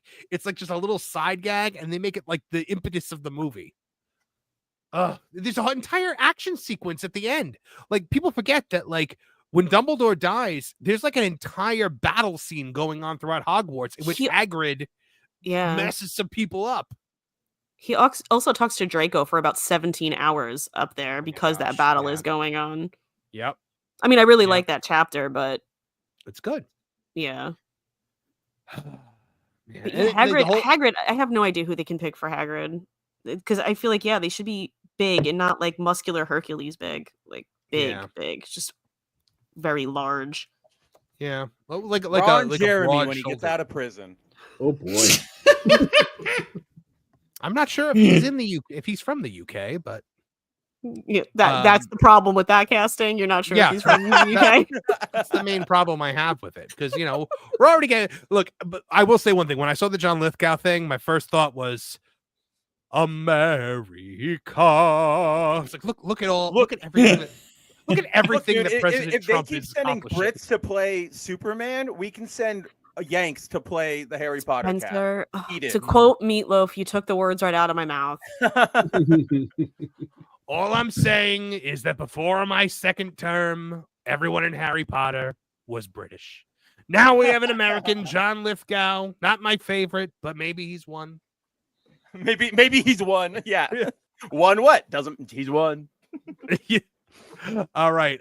Next up on our list, Disney is rebooting Buffy the Vampire Slayer without Joss Whedon, but with the director of Eternals. Oh, that's right. We didn't hang out last week. We didn't get to talk about this. We did not. I'm excited for Trish to bore into this. So, more than 2 decades after Buffy the Vampire Slayer ended its 7-season run, Disney is moving forward with a new chapter in the franchise. Hulu is nearing a pilot order for the reboot, with Sarah Michelle Gellar expected to reprise her role as Buffy Summers. Eternals director Chloe Zhao will direct the pilot, written by sisters Nora and Lila Zuckerman from Poker Face. The new series is being developed by 20th Century Television, which is now under the Disney umbrella, along with Searchlight TV. Of course, notably absent from the project is Buffy's original creator, Joss Whedon, who was once considered integral to the franchise's identity. His absence raises serious questions about whether this reboot can capture the magic of the original, or if it will fall into the same trap as Disney's recent misfires, where female-led stories are reduced to one-dimensional girl boss caricatures rather than compelling layered narratives. I love this British understatement of yours, Marvin. Thank you. Joss's influence on Buffy cannot be overstated. He created the character, wrote and directed many of the show's best episodes, and even continued the story in comic book form after the series ended. However, in recent years, Whedon's name has been overshadowed by numerous allegations of misconduct. In 2020, we all remember Ray Fisher, aka Cryborg, accused Joss Whedon of abusive and unprofessional behavior on the set because he didn't want to say booyah, so he had to torch everyone to the ground because of it. In 2021, Charisma Carpenter detailed how Whedon allegedly bullied and mistreated her, calling her fat while she was pregnant, and eventually writing her off the show. Of course, that's not to say that, Charisma Carpenter hid the fact that she was pregnant from the creative team until like right before they started filming, and they had to scramble to rewrite the entire series. So I would say she got off easy by just being called fat. In her defense, that was her being afraid to tell him Yeah. because of his reaction. Well, Because that's all. I don't know why I remember her saying something like, it's almost like he had made comments before like she was even pregnant about like Yeah, not about her weight. women don't get pregnant. Like, you know what I mean? Yeah, don't get pregnant, and he was irritated she was getting married. Okay. That's like I mean, look, really? he's not a great person. Joss Whedon is definitely not a good dude. But you know, and then here, this is the one I don't have a defense for. Other cast members, including Michelle Trachtenberg and Amber Benson, supported Carpenter's claims, with Trachtenberg revealing there was a rule on set that said Joss Whedon was not allowed to be alone with her as a teenager. That made my skin crawl. Ugh. Good rule. Gal Gadot later came forward alleging that Whedon had threatened her career while directing Justice League. Who threatens her? She is so sweet. Who threatens her? Joss tried to cover that one up by saying that it was a language barrier that she just didn't understand, and Gal Gadot was like, "No, I understood you." Yeah, that made it way worse, man. Yeah, really. Whedon's ex-wife described him once as a hypocrite preaching feminist ideals. And following these revelations, Whedon effectively disappeared from Hollywood. Now, Disney's Buffy reboot is proceeding without him, but now I'm not saying, guys, that the Buffy reboot should have Joss Whedon involved. I'm saying you shouldn't do it if you can't have Joss Whedon in it. Yeah. Because, look, at the end of the day, the guy might be an absolute scumbag, but at the end of the day, his voice is the voice of that show, and it's impossible to duplicate. So if you can't do it right, why would you do it? I mean, I wouldn't say it's impossible to duplicate. Just look at the last 20 years of the MCU. Well, that's attempts to duplicate it. And technically, he helped work in that anyway. He Oh did. yeah, that is true, huh? He did. Yeah. Yeah, guys, like Buffy really broke new ground as far as like just that quirky, like it blended elements of comedy and drama so like seamlessly together. I mean, it's a phenomenal show. It's one of my favorite shows of all time. That and Angel both. I don't think you can do it without him. I'm just tired of remaking everything in general. I mean, I like the fact that Sarah Michelle Gellar is going to be in it, because back however many years ago, they were just like, we're just going to do a whole new Buffy. And I'm like, can we not? Can we not do that? Here's my question about Sarah Michelle Gellar, Trish. Do you think that she's going to be the focal point of the show as Buffy Summers? No. Or do you think she's going to be like the Principal Belding of Slayer High School? I wouldn't be surprised if, because they haven't really said the capacity that she's in the show for. So it could be a matter of just however many episodes passing the baton over to some other vampire slayer. And it's like, I don't know about anyone else. I won't speak for anyone else. I don't really care. we watched her do that at the end of the series essentially anyway. Yep. And no one really liked the little baby slayers because they were annoying. They were annoying. You know, I liked the arc for her, the story. I felt it was very natural, but I felt the way they wrote those little baby slayers was terrible and made them very unlikable. So Wouldn't it's like it be great if she had ruined the entire world by dispersing that power among all women, and so nobody has enough power to fight evil anymore? Like she spread it way too thin. Yeah. Yeah. So my favorite thing about season 7 though is when Faith shows up and all the Slayers like Faith better than Buffy. Because I'm like, oh, it's like the fans in season 3. When Faith showed up and everyone's like, she's cooler. Is that the season where Buffy has those tragic bangs? Hold on. Photon Empress just Wow. gifted 50 Oh, whoa. Tooney Town TV memberships. My goodness, Photon Empress, thank you so much.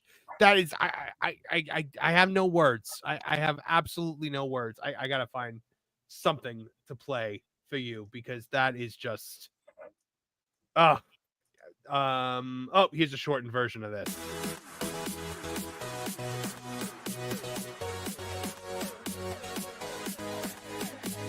Thank you. Thank you. Thank you! Thank you! And viewers like you. Thank you. 你好，中国，这是赵希娜。我爱更尊重中国，更中国人。我很抱歉对我的错误，对不起，我很抱歉。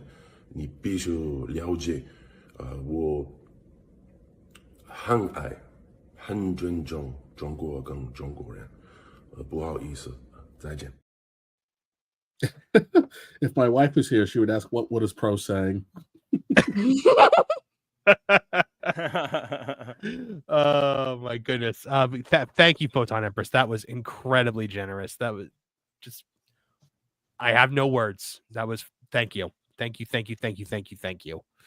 And congratulations to everybody who, I mean, we just turned that entire chat green. My goodness. If there's anybody in there that's not green now, I don't even know what to tell you. But thank you very much, Photon Empress. Just unbelievable generosity. So we think that she's going to be more of the mentor. Okay. It's so instead of Joss, I'm still like so thrown. Instead of Joss's epic, like storytelling voice that he had, it's going to be written by a bunch of angry feminists, right? Chloe Zhao and I don't know who those sisters are, but I'm going to assume I know how they write.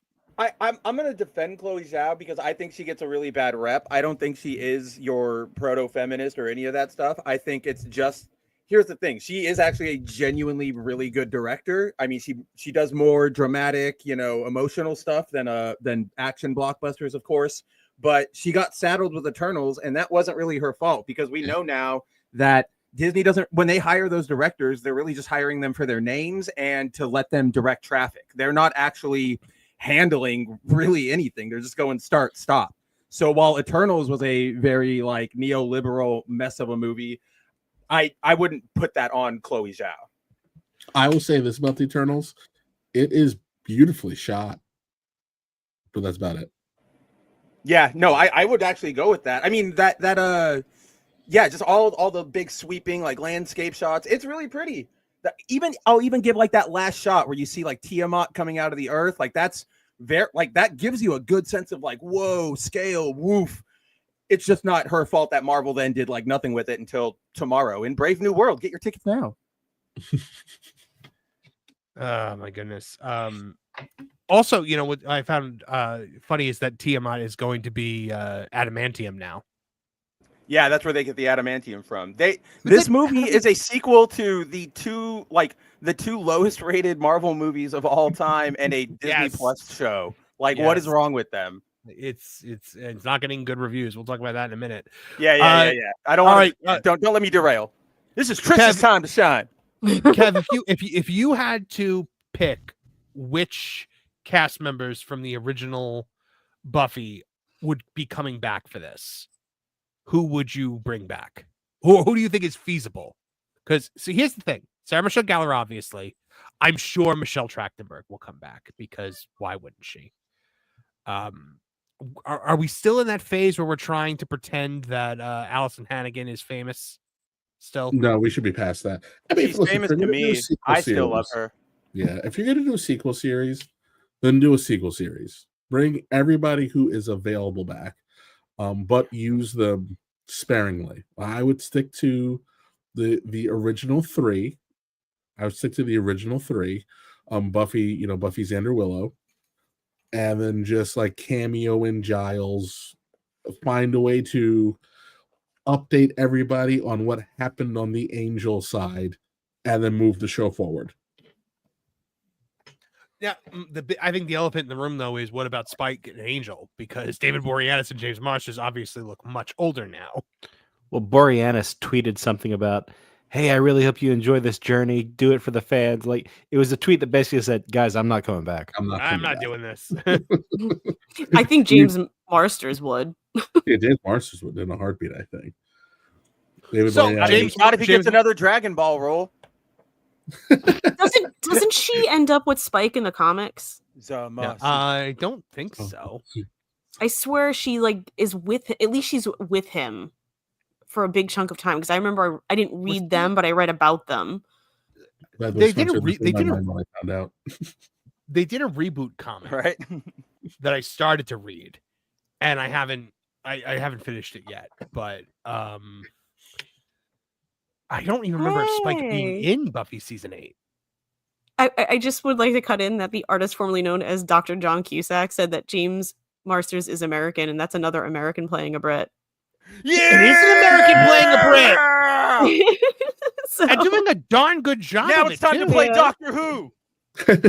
Well, and It's I think Diesel for Doctor Who. he got his accent from the guy who plays Giles' real accent. He got his accent from what? The guy who plays Giles, his real accent is like a low-class British accent. Oh, and Anthony he's Stewart putting Head. on. I've never heard him Yeah. like actually talk. That's what I've heard. That's interesting. And by the way, Regina Sharp is right. He does a fine Lex Luthor. James Marsters. He's a very good Lex Luthor.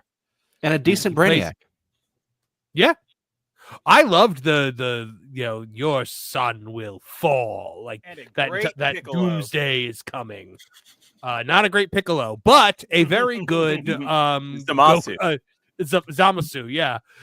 We're uncredited because he was doing it as an apology to the Dragon Ball fans. Which is so good. I loved him for that. After that, I was like, you know what? You're good. You're good in my book again.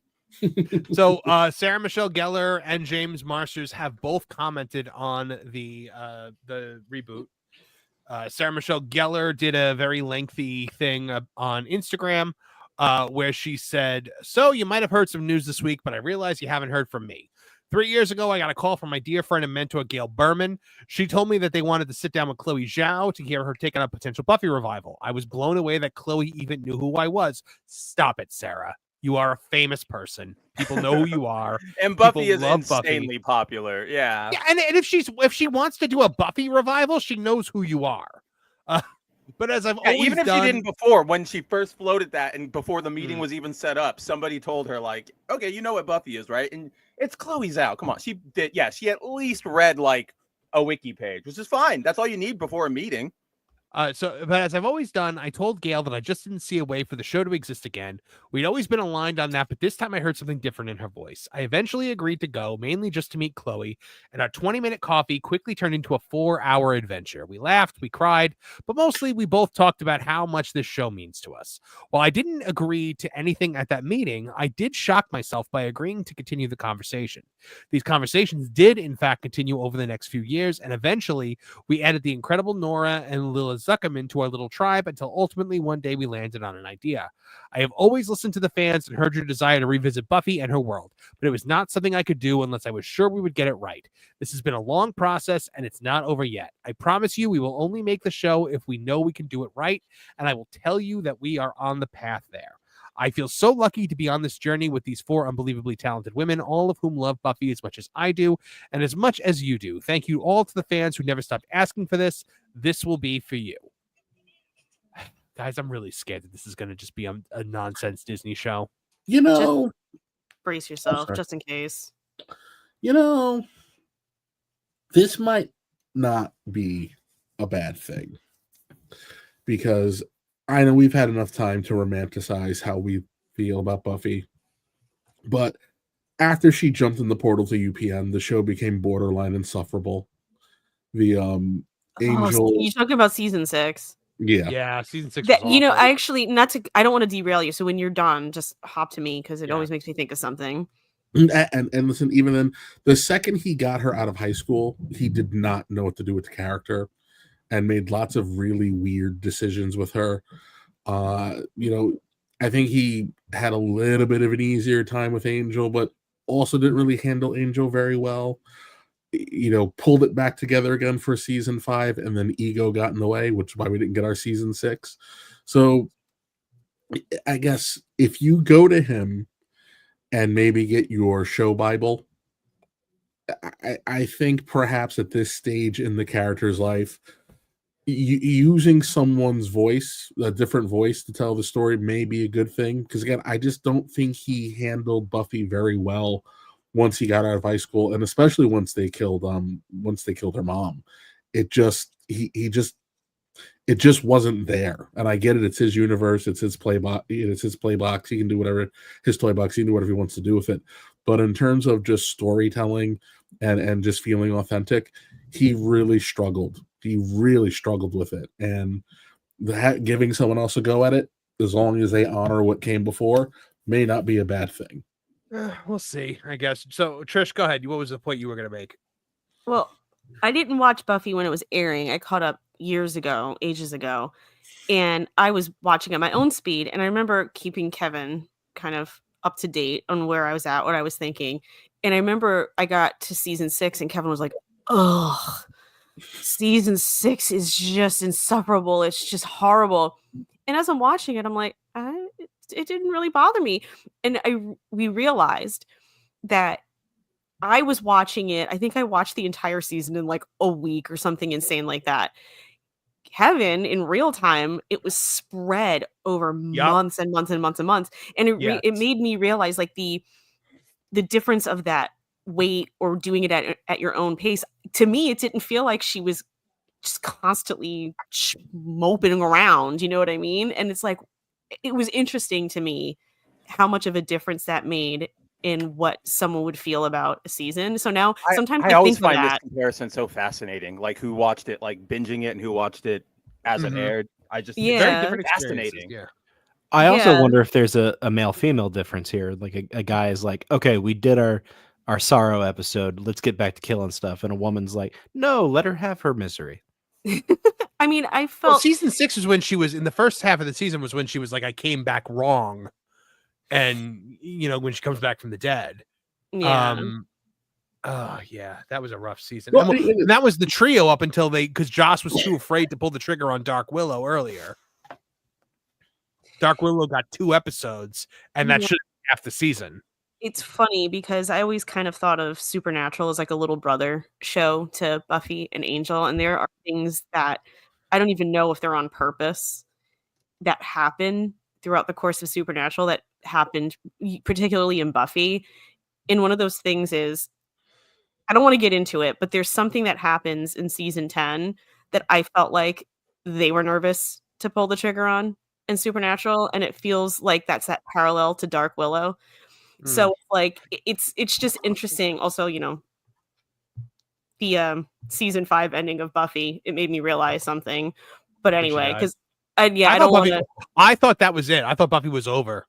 When you keep pretending you're going to watch Supernatural, so I don't want to say anything. Right. Okay. But yeah, and plus a ton of people from Buffy and Angel guest starred on that show throughout the years. It's kind of hysterical how many of them have been on there. But yeah, it was just something that I realized that, I think they get a little gun shy with taking those risks on those shows sometimes with characters that people love. And it's just kind of interesting how that happens, because I think universally the fans turn and go, you should have done that, or you should have done it longer, or I just love that she was in heaven. I think I was in heaven from the musical episode. I don't really die over the musical episode of Buffy. I'm just gonna say it. Oh, I don't either. It's Xena's was better, and Sarah Michelle Gellar can't sing. But Allison Hannigan can't either, but they just didn't give her anything to sing. I think she refused, Allison. I think I've read like an interview. She's like, no. She refused to. No, Neil Patrick Harris wanted to do a musical episode of How I Met Your Mother. And the Buffy musical was such a miserable experience for Allison Hannigan that she refused to do it. Oh, that's a bummer. Him and Jason Segel are like really good singers. Well, that's why you got the musical number with. Yeah. That's why Barney did the Nothing Suits Me Like a Suit. Have you ever seen the video of Neil Patrick Harris and Jason Segel? They're giving a How I Met Your Mother interview around the time the Les Mis movie came out, and they both sing the Confrontation. It's so cool. Yeah, that was a really cool thing. Was that just James Marsters with a head of gray hair? You know what? I was like, oh look, he re-platinumed his hair. I guess he doesn't look that different considering how platinum blonde Spike was. Well, you know what I mean? So it's like kind of used to it. Let's see if this. That's what Zamasu go like. That's the Zamasu hair color when he goes Super Saiyan. Let's see if I don't know why I had. Hello, everybody. It's time for another online signing. I have been instructed by Claire to include this link in case anybody wants. Okay, I think this might be the entire thing, and we don't want that. But we'll just read the quote. He said, "It's not a good thing for me to talk about the Buffy reboot. I'm sorry if you were coming here hoping for some news, but in the interest of having the project be the best it can be, it's best that I keep my mouth shut right now, so I'm going to do that. I think I'm like everybody. I'm excited that we're going to learn more about the journey of Buffy Summers and how she saves the world, because I think the world needs her. So I'm going to do my part by doing nothing right now." To me, that reads like I'm involved in this. What do you guys think? Again, there's no feel Dragon good. Ball projects right now, so why not? He just did the audio Sparking, book yeah. thing that they just did. Audiobook? The, Buffy? There was a Buffy audio drama that just came out. Really? Yeah, and it's like he's back. Juliet Landau is back as Drusilla. Charisma Carpenter's back as Drew. Cordelia. Oh, what was that? I think I even bought it. Now I don't even I know love where it is. Drusilla. Hold on, Buffy Boink. audio drama. I like Drusilla, like early Drusilla when she was just like, I can hear the moon, like before she got like all strong. I loved that. I just love her. Yes, Slayer's a Buffyverse story. Let's see. The Audible announced the first ever audio original set in the Buffy the Vampire Slayer universe. Slayer's set to premiere. Premiered on October 12, 2023, 20 years after the series finale. The original was written by original cast member Amber Benson alongside writer Christopher Golden and directed by Benson, Golden, and Casey Wayland. Series stars James Marsters, Charisma Carpenter, Anthony Stewart Head, Juliet Landau, Emma Caulfield Ford, Amber Benson, James Charles Leary, Danny Strong, along with other fresh faces. Wait, who was Charles Leary and Danny Strong? Well, Danny Strong was what's his name? that Jonathan. guy. I think was his name. Okay, I guess Was that his name? About him, right? The one who had the whole episode was like Superstar or something. And it Yeah, was like, yeah, Jonathan. Yeah, it was Jonathan. That's Danny Strong, but I don't know the other name off the top of my head. And the other one was Clem. Clem, I love Clem. Yeah, but no Buffy in that. How was Amber Benson a voice in it? How was Emma Caulfield a voice in it? I'm like, what? All right, They're all dead. I was just gonna say, I guess it's that supernaturally stuff, So I mean, Amber No Benson Oz. wrote it though. So yeah, well, they're not getting Seth Green to do that. Seth Green never came back again after that one season 4 appearance that he made, or season 5 appearance, or whatever season it was. That was when he did the crossover with Angel, right? No, that was Buffy's season. That was season 4 of Buffy. But I'm trying to think of when him and Willow broke up, because they break up because he goes to try to control being a werewolf. It was and then he season comes 4. back. Yeah, and then he comes back and finds out that she's in love with Tara. And then he never comes back again. Because he like connected with some other werewolf on campus, right? Yeah, It was like some that. rocker chick or something. Yeah. Something like that, yeah. All right. Well, anything anybody wants to add about the Buffy situation? That makes it Or sound should so we- serious. The Buffy situation. Or should we move on? I mean, I'm good. And if I'm All good, I'm right. assuming everybody else is good. So So we have got some super chats to get to before we move on. So let me read those real quick. Let's see. Don't forget that Star Trek 2, Real Rain. The Regina Sharp for $5 says the Dobby Files is what happens when Marvin spends two horrors just joking with chat and 2 hours just joking with chat with no filter, right, Barbara? I don't know what Barbara is. I don't know. maybe I'm that's a little- someone in the chat. I'm a little lost on that one, but I do. The members only stream on Monday afternoons is always just me joking with the chat for like an hour. John Williams says, fun fact, Coppola tried to tell Keanu to stop trying the accent, but Keanu insisted. Did you ever hear Coppola talk about that, where the quote was essentially like, his accent was so bad, but he's so nice that I just kind of dealt with it because he's so lovely. I love that so much. Tyler Golosinski for $4.99. Still haven't forgiven OJ for taking the attention away from the NBA Finals for the Houston Rockets. Oh yeah, dude. I still haven't forgiven OJ for the Kardashians. I mean, I still haven't forgiven. That's true.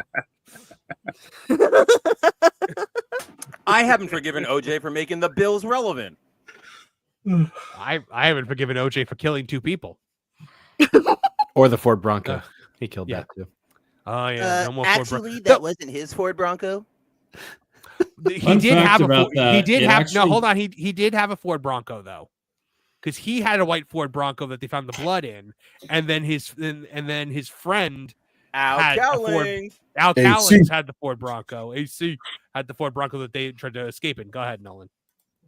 Oh, just fun fact, that Ford Bronco actually went up for sale here recently, like right after he passed. So I think the bidding started like $1 million. I think the bidding started at like $1 million. So if y'all want to donate to the cause, we can revamp that van into something new.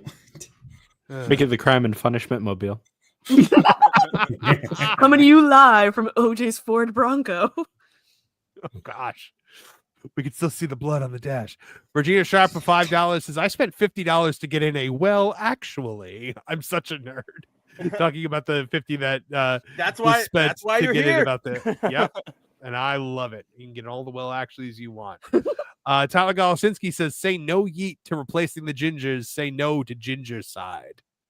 Gingers do have souls. JPS member for 5 months says, new Buffy series, but Disney, it's a trap. Again, Photon Empress with that wonderful $50 50 membership, which is much more than $50. That wonderful 50 membership gift. So congratulations to everyone that got that. And again, thank you. Tyler Golosinski for 5. I just want Eliza Dushku / Faith so she can do fights and dances to Rob Zombie living dead girls. I don't know. She's like retired from acting. I think she's like all into like that holistic healing stuff now. I think. Yeah, after that big blow up with on Bull, she kind of stepped away, but she also got paid handsomely. Last time I heard about her, she was like way into some hippie stuff. So I was like, oh boy. Did you ever hear like the story about her though when she first came? How Sarah Michelle Gellar got like really, really like self-conscious about her. Like, no, I haven't heard that. Eliza Dushku talked about it in an interview where she was like, because she came in and she was like, yeah, I want to do my own stunts. I want to fight girls. I want to fight guys. Just tell me what to do. And all of a sudden, Sarah Michelle Gellar was like, I could do my own stunts too. Aw, she made her insecure. Yeah, it made her very insecure. To Neil89, aka Dislikes Puns, welcome back for $2. Says, coming up for air after writing into a coma. Well, I am very glad that you're back. Very glad that you're back, and good for you for writing. Keep writing. Make sure you don't stop. Well, I mean, I think he's sometimes. referring to you. It's a question in the chat. It's a question mark at the end. Oh, I thought meant Neil was working on a writing project himself, but maybe it's about me. But yeah, that's also what I do every day. Regina and Spencer does too. Regina Sharp for $5 says, remember when Disney Marvel let directors come in and choose from a pile of scripts? Pepperidge Farm remembers. I don't remember that, but I don't deny. I don't like doubt that it happened. exclusively phase 1. Yeah. Okay.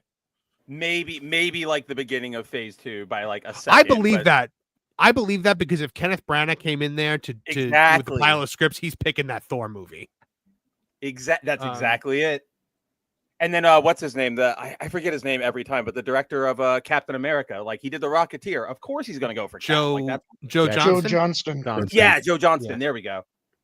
Yeah, I like that movie a lot. By the way, which by the way, there was apparently supposed to be a What If episode where Cap teams up with the Rocketeer, and they scrapped it, and that makes me really upset because my idea. They scrapped that would be the only cool thing. I know what you're going to say, Marv. I know what you're going to say. They scrapped that, but we got the Duck Baby. I know. We got Duck Baby. We got Low Rent Mecha. Do you like anime, fellow kids? We got Agatha and the douche from the Eternals doing Bollywood dancing. The worst looking. That is the like most visually appalling thing I've ever seen. It is animation doesn't just mean make things move, man. Like. It's a whole thing. Well, I watched Spider-Man try to fight Daredevil on the new Spider-Man show. That is we have Spider-Verse animation at home. That makes me physically like upset watching that clip. Yeah. The show might not be woke if you guys say it's not woke, but like the animation, I cannot stand it. Friendly, dude, it's got a black Norman Osborn. Kevin Powell says it's not woke. I haven't watched the whole thing yet. And I also maintain Norman Osborn has to at least have always been somewhat half, black. at least. Yeah. You don't get those ways way other too way. tight. Yeah, exactly. Let's see. And Tennille89, aka Dislikes Puns for $5 says beautifully shot like The Last Jedi or the Zapper film.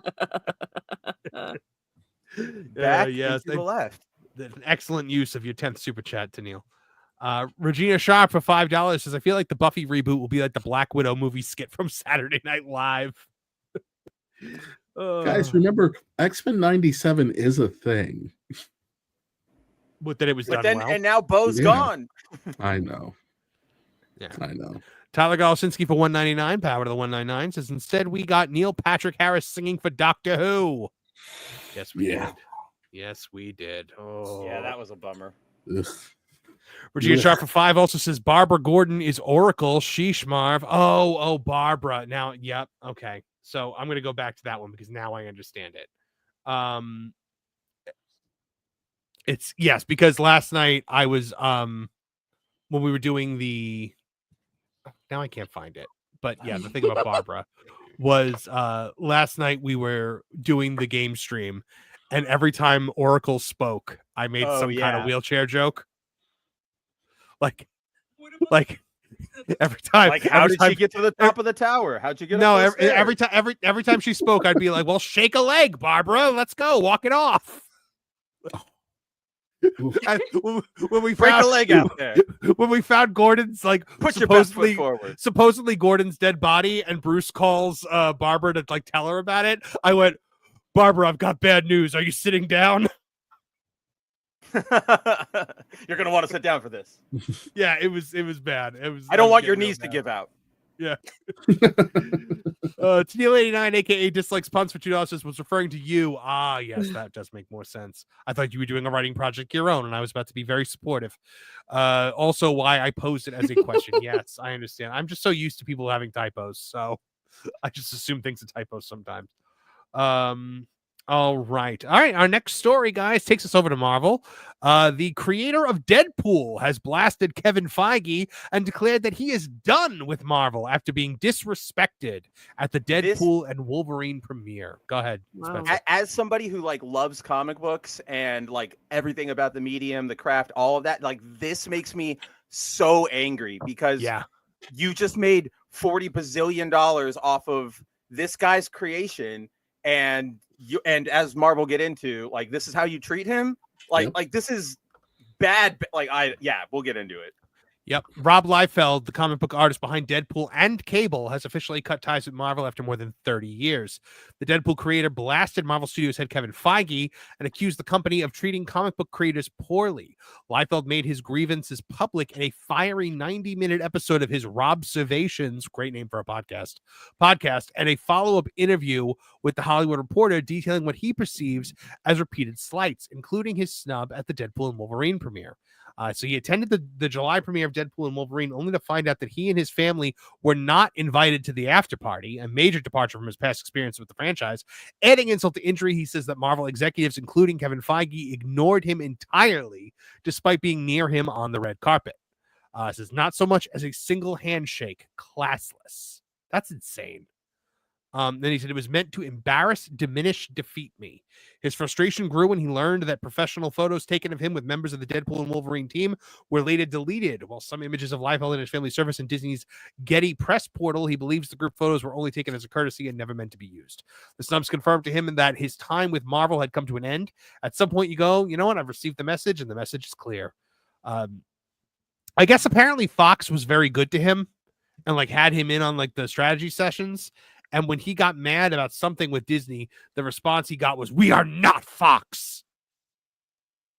Which, you know, like clearly piss off then. Like this is why, I don't know, you know, if you're like the Rippaverse crew out there, the Iconic Comics, if you're making something nowadays, it used to be, you know, of course, just like sell the rights and you'll be fine or whatever. But no, hold on to that. Like write that stuff in contracts now. Like do not change my stuff or I have to be there, because otherwise we've seen that they will just walk all over you.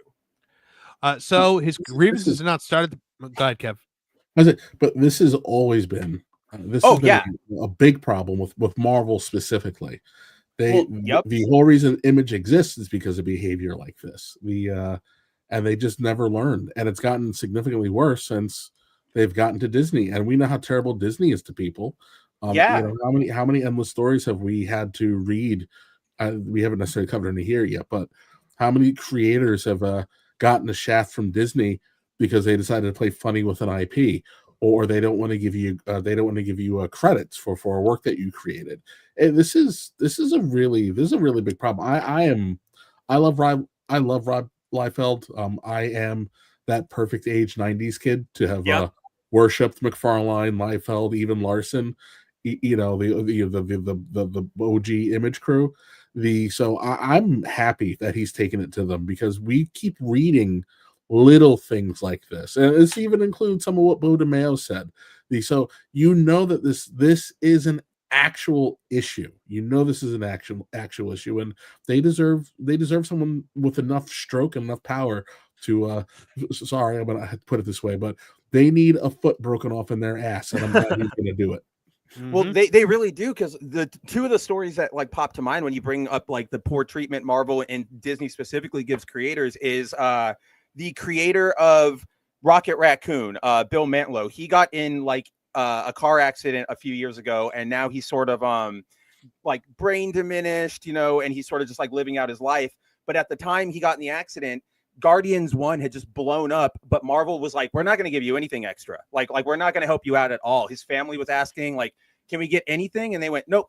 It wasn't until fans went, what the heck, that Marvel flipped their tune. And then right now, Peter David, the creator of freaking Spider-Man 2099, is running a GoFundMe for his medical expenses, because Marvel doesn't want to give him a dime for Miguel's use in Spider-Verse, because it's technically a different alternate. It's this whole stupid contract thing. It's and all it's just semantics nonsense. Exactly. And it's just insane. gross. I do have to interrupt the conversation for 1 second because Lauren does have to leave us. Lauren, thank you so much for being here as always. We love you, buddy. I have Lauren like centric topics for later, but maybe I'll hold them for next week.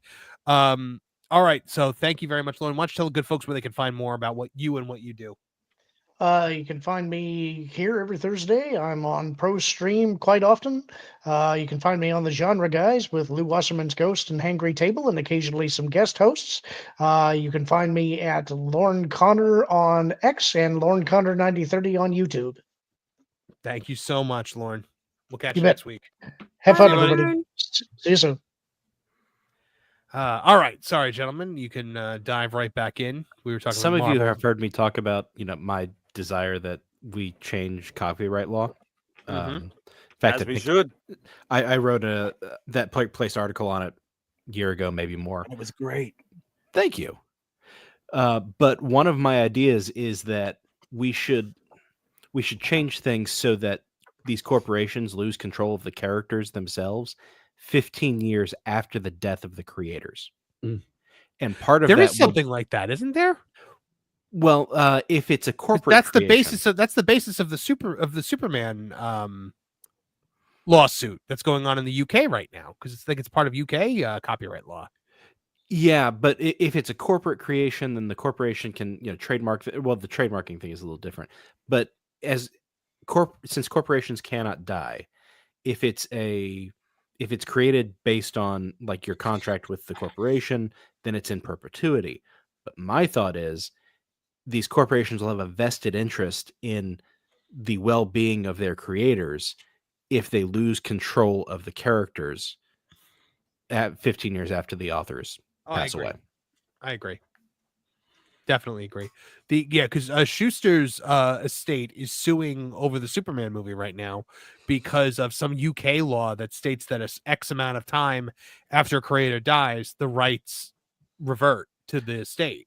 Yeah, so, and DC never bothered to re-up with Schuster or Siegel. Of course they didn't. But Siegel's family lost control, where Schuster's family basically filed the right paperwork in the right time frame, where Siegel's family didn't. Well, DC is all too willing to. A heartbreaking story that I heard Neil Adams tell one time, when It's a Bird, It's a Plane, It's Superman came out, which was the Superman Broadway musical. He said he was standing out there with I think it was Jerry Siegel, and it was one of the two. I'm going to say Jerry Siegel for the purpose of the story. And he was like, "Oh man, that's amazing." They were looking at the marquee, and he was like, "So how is it?" And Jerry Siegel goes, "Oh, Neil, I can't afford to go see that."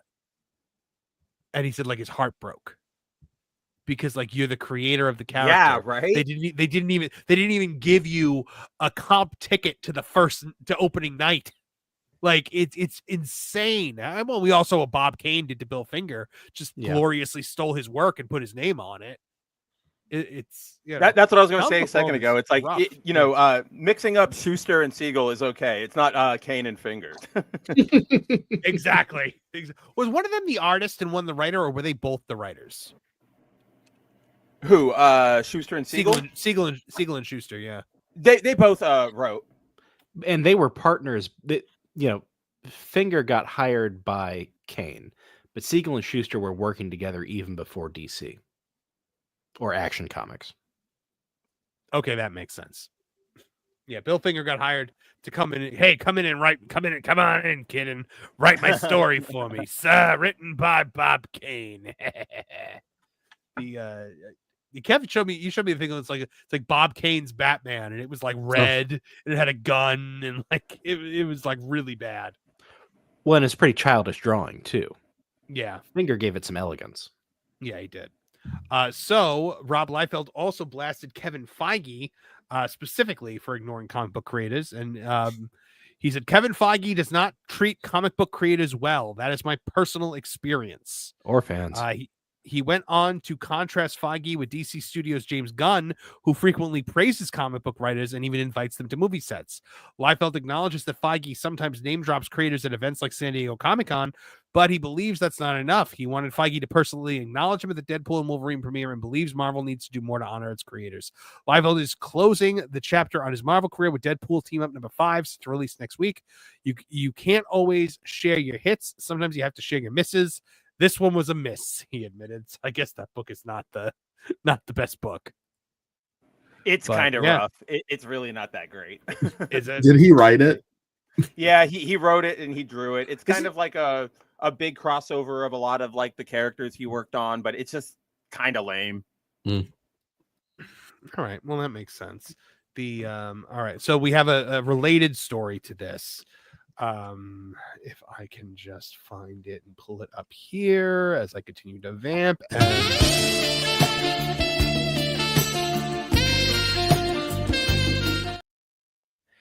X-Men 97 showrunner Beau DeMayo has claimed that Marvel stopped him from involving Deadpool creator Rob Liefeld in his series.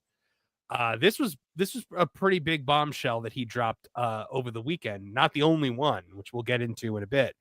But the controversy over Marvel's treatment of comic book creators just took another turn with X-Men 97 showrunner Beau DeMayo revealing that Marvel actively prevented him from involving Rob Liefeld in the animated series. It makes sense that he would have wanted him involved because Liefeld is the creator of Cable also, and they did the entire Cable story, up to a certain point in that season. So it's not like we got into Executioner's Song, or one of my favorite comics, by the way. I love Executioner's Song. Beau DeMayo said, "I'm sorry, man. You deserve better. And I'm sorry my efforts to involve you in X-Men 97 fell on deaf ears. But everyone on our crew knew we were standing on the shoulders of giants like you."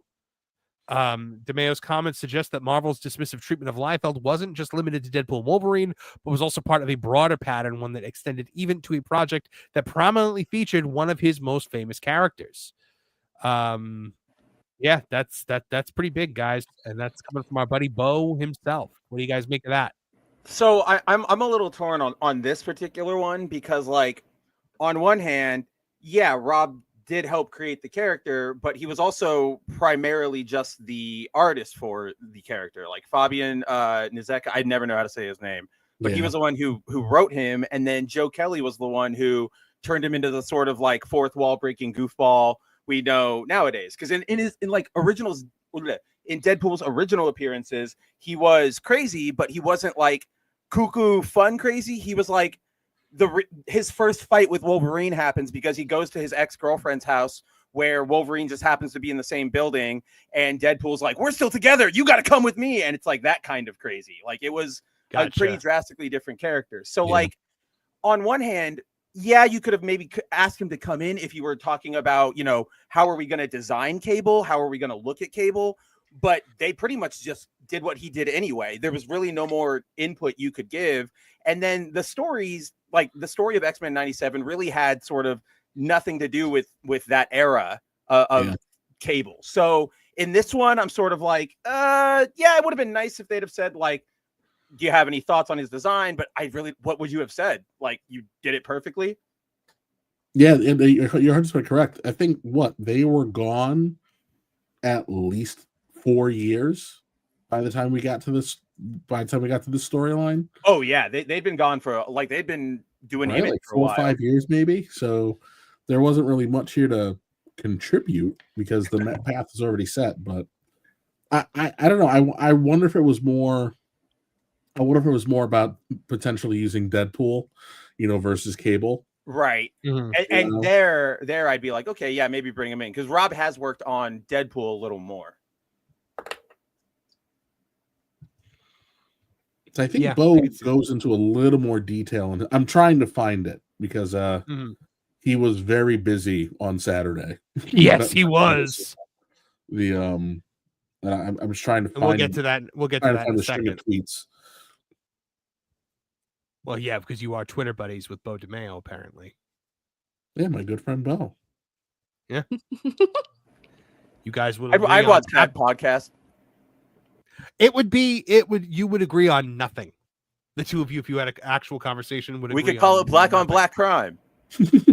Actually, so that's part of why he tweeted something. I cannot find it, but he tweeted something that specifically addressed that mindset. What did he say? When specifically talking about Disney, he said that he has never understood the mentality about not being able to be friends with people who see things differently, and that you have to have different opinions in your life, and that it's the only way. How did he put it? It was the only way to learn and grow. And I was like, oh yeah, I'd be friends with him totally because that's something I've tweeted before.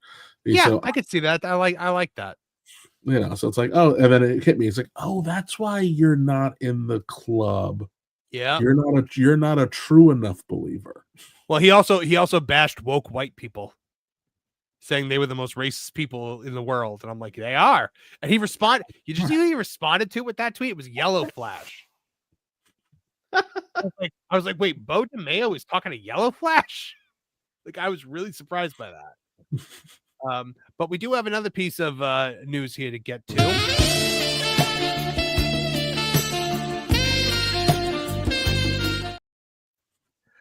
Former X-Men 97 showrunner Beau DeMayo accuses Marvel of discrimination in 30-minute video, threatens to expose Marvel in court.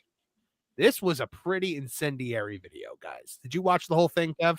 Yeah, I watched the whole thing. I watched it before I sent it to you guys. It is crazy. So he's released a video responding to allegations against him while leveling serious accusations at Marvel Studios, including claims of discrimination and retaliation. In the nearly half-hour-long video posted on both his adult subscription page, that's as far as I'm going to say on that, and YouTube, we got it from YouTube, DeMayo denies the misconduct allegations that led to his firing from X-Men 97 and threatens to expose Marvel in court. If DeMayo's assertions are true, this would certainly be a smack in the face of Marvel and parent company Disney, which is known for virtue signaling in projects regarding race and sexuality. However, DeMayo himself has been a controversial figure among the fandom for some time, injecting gender politics into the character of Morph and claiming that fans were straightwashing Wolverine and Morph for asserting their friendship was platonic in nature. Now, addressing the allegations, he said, the allegations being made against me are very serious, and I take them very seriously. It's why I took time to myself these last few weeks. One, to sit with my legal team to figure out how best to respond, but more importantly, to sit with those I love and assure them of what I will assure you now. These allegations of egregious misconduct are false. So that's a very definitive statement. He claims it's all part of a smear campaign orchestrated by Marvel Studios using bots to discredit him for speaking out against discrimination and unethical behavior in the company. The rumors being spread about me online are lies, and they are offensive, he continued. But more concerning is that they're a smear campaign designed to discredit my credibility in order to cover up egregious prejudicial misconduct, stretching from select crew members on the X-Men 97 all the way to the top of Marvel Studios. He also said the studio looked the other way as my identity was weaponized by Marvel execs and select crew members to undermine me, create a humiliating environment where people felt emboldened to use the same dog whistling stereotypes favored by bigots for decades. He's big, he's intimidating, too opinionated, angry, emotional, flamboyant, dramatic, a pervert. DeMayo has specifically called out the casting process for Storm in X-Men 97 in the past, revealing that Marvel execs rejected using the original voice actress because they didn't think she sounded African enough, but then eventually went back. According to DeMayo, Marvel has retaliated against him for reporting misconduct on the set of Blade. He said, the last straw for me was when I got to Atlanta to work on Blade and I saw others being treated like me, being told that someone needed to crack the whip around here, crack the whip in Atlanta, Georgia at Tyler Perry Studios, which were formerly barracks during the Civil War. Yeah, that might be a little tone deaf. He also called out Disney's feminist agenda. Highlighted that they were undermining male characters in X-Men 97, claiming that certain individuals in the production team were openly hostile toward the male characters, particularly Cyclops. He says, it is wrong for an artist on the show to repeatedly denounce all men as jerks and to accuse me of failing the cause because I'm keeping a jerk like Cyclops as leader of the team. And his comments suggest that someone within Marvel sought to diminish Cyclops' role in favor of a more agenda-driven narrative. This aligns with broader criticisms that Disney and Marvel have deprioritized classic male heroes in favor of female-led stories or ideological messaging. DeMayo's resistance to these changes appears to have contributed to internal tensions during his time in X-Men 97. I feel like of all the things he said, that's the thing Marvel's going to be one of the most things they'll be the most pissed about was the Cyclops thing, because he really exposed that agenda right there.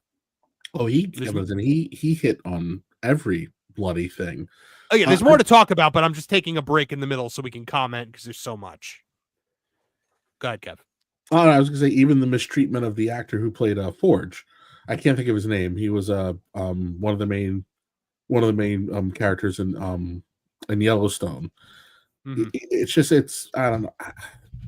Again, Disney is Gil Birmingham.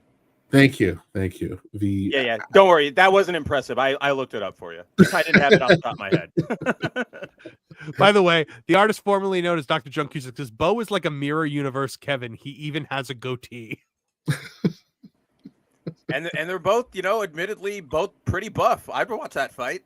Yeah. So yeah, going back into it. Before you do that, hasn't Marvel been mistreating Cyclops forever? Yeah, they turned him into a almost villain. Yeah, exactly. And he's supposed to be like the stand-up, upright leader of the team, and they keep doing things to tarnish that. It has bugged me for years. For sure. Well, here's the thing. So in recent years, I'd say probably ever since, let's say, that post-Civil War era where they had to keep like all the X-Men and mutants together because Wanda, screwed up everything and blah, blah, blah, blah, blah, blah, Civil War, yada, yada. Ever since then, there was this good evolution that a lot of writers have done, or at least it was, they were doing it, which was Cyclops is still the, I am the sort of Boy Scout, straight-laced leader, but I'm also sort of done playing, nice guy. So we've seen that, when he puts on like the Red X suit, or in the recent runs where he's like, if you guys come for us, I will like rain hell down upon you. If you kill me, the Phoenix will come for you. Deal with it. So there is this cool idea of, Scott has been the nice Boy Scout for so long that he's also realized how real the world has to be. The problem is with Marvel not allowing anybody to ever evolve, and with their push to sort of denigrate all their classic heroes and specifically white male heroes, you got every other, or not every other run, like every run since he put on that black Red X suit makes him into just a giant like villain. Exactly. And he takes it too far and they ruin the concept, and it sucks because I think you can do a lot there. Like when you'll remember this, Kevin, and maybe Marvin, but remember during the schism when it was like Wolverine says we can't train these kids to fight a war, and Cyclops was like, what else are they gonna like, this is what they have to do. That was perfect. That was an amazing treatment of his character. everybody took that into, we're gonna, wipe out the whatchamacallem, the Inhumans. We're gonna race war them. And it's like, all right, back up, Vita Ayala. Yeah. In Avengers versus X-Men, he's just a straight up villain. To be fair, he's got the Phoenix. Yeah. I mean, but even before he gets the Phoenix, he's a but that's that Red X. That's that Red X era. That's see, I'm not complaining about him being a sheepdog. He needs to be. No, I know. He's a team leader. I'm talking about him being a dirtbag in his relationships. Oh, like with Jean and Emma. Yeah, that kind of stuff. Well, yeah, he was terrible to that was Madeline. shocking. He was terrible to Madeline, but that kind of wasn't his fault. Well, yeah, he was in a hard situation, obviously. But I just feel like they have done that sort of thing, never on that level again, but they keep doing that sort of thing with him. Yeah. You're right, because they do it with before Jean dies, he's having the weird psychic affair with Emma, and then he's with Emma, and then Jean is they keep going back to certain weird tropes with him, and it's out of character for him, so it's especially egregious when they do it. I was gonna say one of the things that, and I'll give credit because Whedon started it, was I don't remember what the fight was, but it was right after they rebooted the X titles to make them superheroes again, and it's like a story that started in astonishing and wraps up in uncanny, like a random apocalypse thing, and all the other the Avengers show up, and Cyclops essentially cuts promo, says, "Back off. This is one of our villains. We'll handle it." And when I don't remember who it was, I always hate that. someone confronts him about, "Hey, aren't you upset that you've been doing this just as long as these guys, but you aren't nearly as respected as, Captain America and Iron Man and all the other ones?" And then it kicked off the, maybe I need to be a little more firm Cyclops. And again, like Spencer said, but we're just kind of stuck in this weird cycle of chopping down male characters, especially white ones. The black ones get feminized. I mean, I don't know if anybody's seen a recent picture of Bishop, but he has more in common with Hollywood for Mannequin than he does with his first appearance. They feminized, or like I call it it's not that original, but it's like all uppercase, like one black character TM, and it's like the very timid, light-skinned black kid with the shaved head, and he's got glasses, and he's a little nerdy, but he's also into hip hop, like kind of like Miles Morales or the kid from like Craig the Creek. Like that's all black characters are allowed to be nowadays. No, we're never getting another Luke Cage. That's not a genuine racist parody from some woke person who thinks they're doing a great job. What if Miles Morales was Thor coming to MCU next year? Oh gosh, I can't believe they're doing that. By Odin's Blade. Let's continue on with Beau DeMayo and everything that he's saying here. So DeMayo also detailed multiple instances of inappropriate behavior from Marvel executives and crew members, including a producer showing his Instagram photos to underage family members and making lewd comments.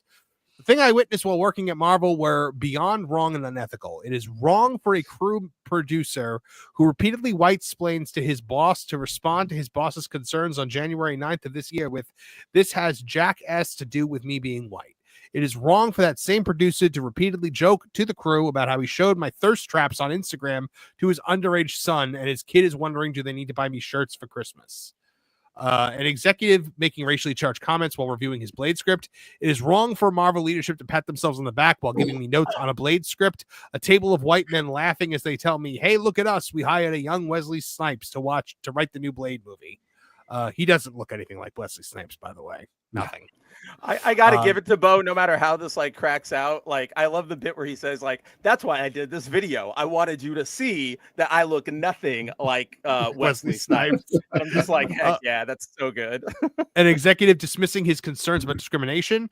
It is wrong for Marvel execs to roll her eyes when I raise concerns about being bullied and targeted on account of my identity, to tell me to deal with it because these individuals are amazingly talented.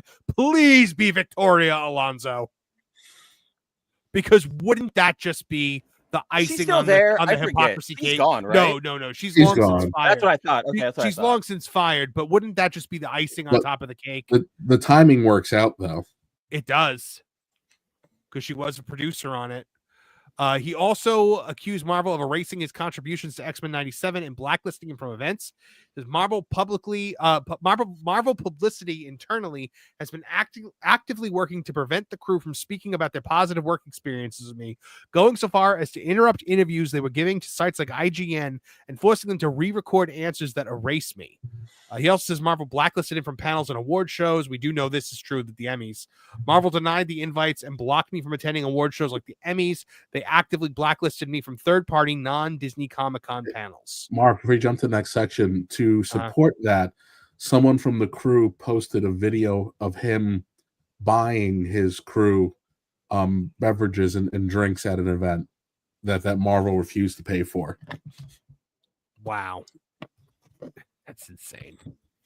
That is utterly insane. So on the creation of X-Men 97 and its themes, he said, when Magneto talks about how they still come for you even if you play by their rules, when Storm laments how the more she used her gifts to help humans, the more they hated her, I did not write these lines by accident. He claims that these lines directly address his experiences dealing with Marvel Studios' alleged treatment of him because of his race and sexuality. So then he also said, I would prefer to present this evidence to Disney and Marvel and work with them so that those responsible are able to receive what I was not, a full and fair investigation away from the public eye. My team and I have already started your investigation. I have the receipts and the eyewitnesses. However, he made it clear that he is prepared for a legal battle should it come to that. You can keep attacking me with lies and misinformation, and we can become the ugliest, most annoying version of that back and forth tennis ball meme, or you can start acting like a studio that is worthy of a show like X-Men 97. This is me trying to do the right thing, and this is Marvel's chance to do the same. So, big question. Do you believe Beau? What if everybody in this situation is telling the truth and they're all awful? That's actually kind of where I'm leaning. Yeah. Me too. That's been where I've been leaning. Oh, look, I always try to say like, hey, sometimes there is no good guy in a situation. Right. Like sometimes there's just a bad guy and a worse guy, or just two really bad guys. And I think that's kind of what's happening here. Because Beau, look, as much as I want to believe that Marvel is this like terrible organization and Disney is so hypocritical with everything that they do, Beau is also kind of up his own ass.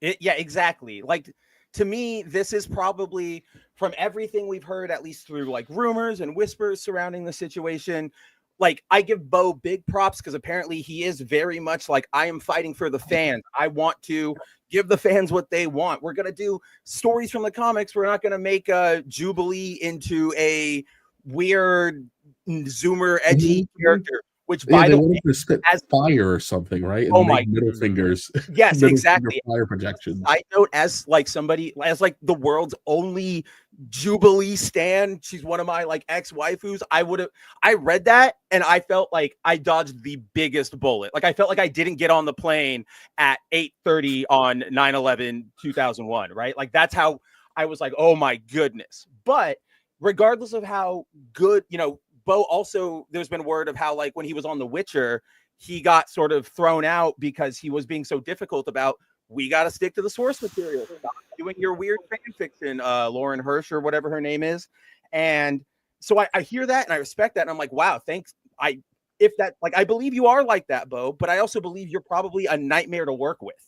Like from the other side, I genuinely believe that while you are fighting, you might be going about it in just the most insufferable, whiny, aggressive way. It doesn't make you look good.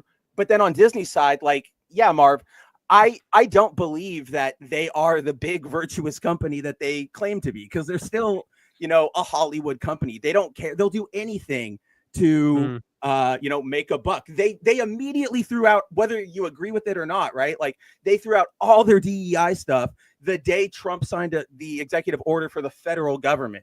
That just shows you they don't really care about standing by anything. So I 100% believe that these executives were being some level of weird and some level of racist towards Beau. But they claimed that they threw it out, but I have reason to believe that they're just renaming it and doing it. They're going to continue doing it, I think, but less in the public eye. But you're right. Of course, to the public facing, to the public, it seems like they're kowtowing on their beliefs. But I think there's enough ideologues in there that are 1,000%. I'm with you, including Marv. Bob Iger is not abandoning DEI at a time when people are saying to him, "You should be the mayor of Los Angeles." I saw a conservative buddy of mine who I love, and he was like, he retweeted some editorial about Bob Iger from some news site I didn't really see, but he was basically saying like, oh, for all, I want to be the first to call out Bob Iger, but we got to give him credit where credit's due. It seems like he's really trying to clean up like all the messes from Bob Chapek. And I had to DM him, and I was like, what? Like just objectively, like not even politically, like, what are you talking about? Like, that's not even true. I think because we talked about this when this story first broke, Beau is not trying to disprove his bad behavior, but I think he is making a compelling case that if the behavior at Disney wasn't as bad as it was, he probably would not have done what he did. There is clearly a very broken culture in Disney. And look, you don't need Sherlock Holmes. You can look at every other Disney sitcom girl and how her life turned out after she turned 18 and stopped being of use to them. They are essentially all destroyed train wrecks, with the exception of Lizzie McGuire. She got out of it. Yeah. She got a trainer and changed the world. They're all broken except for Hilary Duff. That is, to me, that screams, there's very abusive work situations in there. And Beau hasn't also said anything that's so outlandish you got to go, oh, that doesn't sound right. It kind of lines up with everything everybody who's ever had a grievance has ever said, up to and including Rob Liefeld.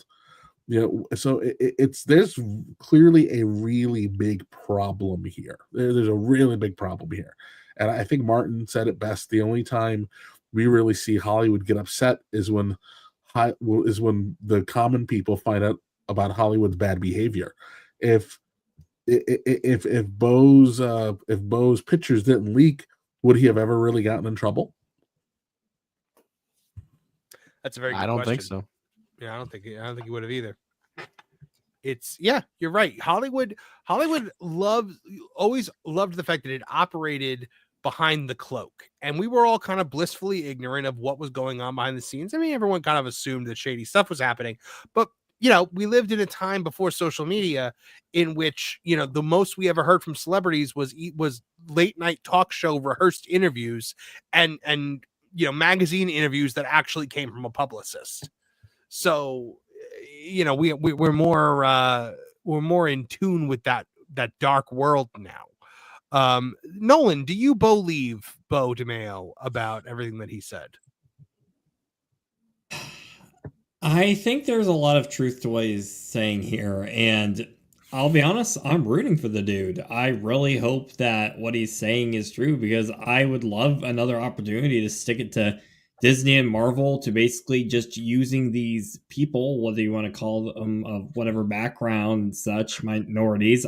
I like to call them human beings, but I would rather stick it to the company. Now, my biggest thing with him is that whole thing going around was he sending his, can we say junk on the stream? Sending that to people.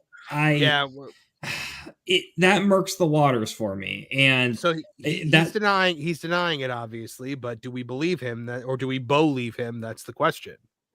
Because that is the big elephant in the room, I guess you could say. I just don't know, and it worries me that, sorry, Kevin, but it worries me that is true.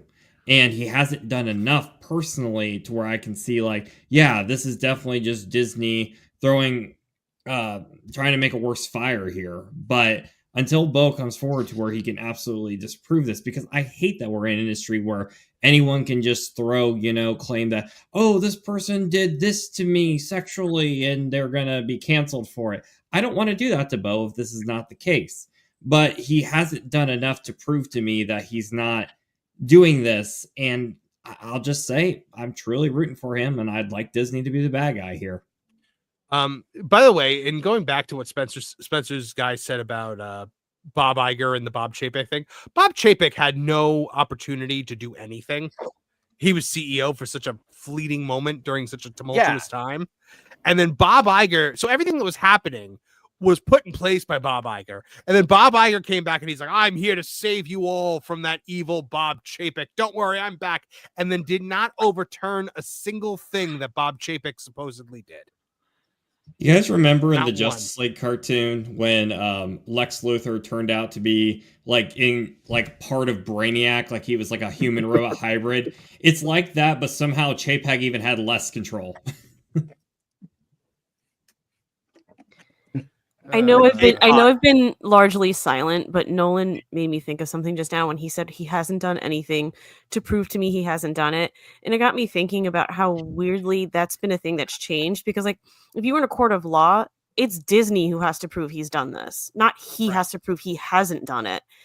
And from that angle, have they really proven he's done anything? Now, granted, who knows what the legal team is saying do or don't do, that could be a factor too, but it's like, we leaked that. You haven't proved we haven't done it. And it's like, well, Trish, they haven't actually directly stated that he did this. This was a leak.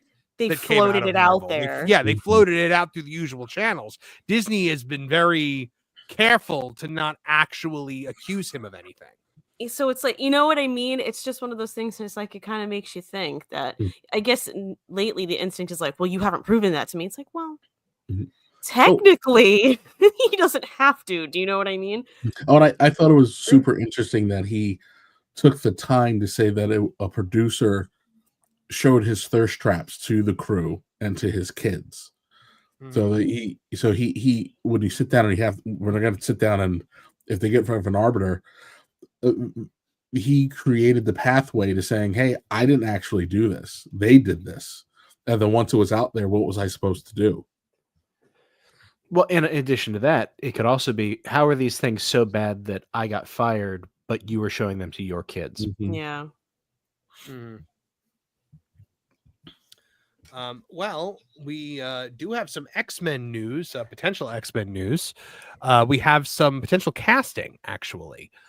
So rumors are abound that X-Men casts could be setting up Cyclops, Jean Grey, Beast, and more. So according to movie news website World of Real, Marvel Studios added 2 untitled movies to its roster of upcoming projects, with many speculating that one of those will be the new X-Men reboot. Kevin Feige's announcement about the mutant era is coming to the MCU more or less confirmed it, and now it's no longer speculation. By the way, this is not written by me. This is written by our friend Raven Redgrave over at That Park Place. The Film and Television Industry Alliance lists an untitled X-Men reboot in its database. The page labels the project as in development pre-production. So 2 writers are listed thus far: Rafe Judkins, who previously wrote and worked on Agents of S.H.I.E.L.D. and Amazon's terrible adaptation of Wheel of Time, and Michael Leslie, who wrote the screenplays for Assassin's Creed and The Hunger Games: A Ballad of Songbirds and Snakes. I'm trying to go. So Harris Dickinson is reportedly being considered for the role of Cyclops. So that is Harry. That's according to the In Snyder. Isn't this a character you all were like Henry Cavill would be perfect for it? Yes. And okay. I never said that. Well, okay, Spencer, James Marsden forever. It depends. I'm with Spencer on that one. You always are. Best tag team. Let's go. We have a perfectly good Cyclops for the rest of his life. Right. Well, but you know what I'm trying to say there. I know. What is their fascination visually with picking people who look like they've never consumed an ounce of red meat? Yeah. No, it's weird. Everybody they want to pick has like sloopy, droopy face. Yeah. They look like the Abercrombie models before they give them the cocaine. Fetal alcohol. Well, if this is the case, though, it's very clear that they're casting the original X-Men team very young. Yeah, because I was saying, Bendis 05, baby. It's gonna be they're gonna be teens or very young Let's adults. go. Yeah. Also, Sadie Sink from Stranger Things is being eyed to play Jean Grey. I actually don't think that's terrible casting. That's not bad. No, I actually really like her, like Sadie Sink. Yeah, again, the source is Jeff Snyder on that one. Legacy of Nerds also suggests that Hunter Schafer is in the running for Mystique, taking over the role made famous by Rebecca Romijn and Jennifer Lawrence. What, Trish, do you gasp? Do you know who that is? No. I read ahead. I'm sorry. Oh. Moreover, My Time to Shine Hello claims that Kelsey Grammer, who played Beast in the early X-Men live-action trilogy and again in the post-credit scene of the Marvels, will once again play the character in the next two Avengers movies. That was Secret when War it was and Doomsday. gasping. It's unknown if he'd then stay on for the new X-Men cast. I hope so. I would be perfectly fine with like a teen X-Men core group, but you also have Hugh Jackman and Kelsey Grammer as like the elder statesman. Here's the thing, like it says, oh, Kelsey Grammer is going to come into the next Avengers movie, and I'm just like, he doesn't want. Like, I know Kelsey Grammer doesn't necessarily want to do that, and I know that probably all the other characters or the other heroes they're bringing back, like RDJ and Chris Evans, as no matter whoever he's going to be, like they don't. If they wanted to, like ideally, they wouldn't want to be coming back. So I'm just like, in my mind, I know that Disney is just backing up like 7 dump trucks worth of $100 bills and just unloading it on everybody's doorstep. And then I laugh to myself because I'm like, oh, you know where that money's coming from? You know why all the parks look awful and they're using AI art and they're just like buying things off of Etsy because they needed to go pay for Robert Downey Jr. to stay on for 2 movies. Well, so Logan, I think should be older than the rest of the cast, but probably not huge. Probably not Hugh Jackman to like kids from Stranger Things. Like, I can't imagine Hugh Jackman having an antagonistic relationship with a 19-year-old.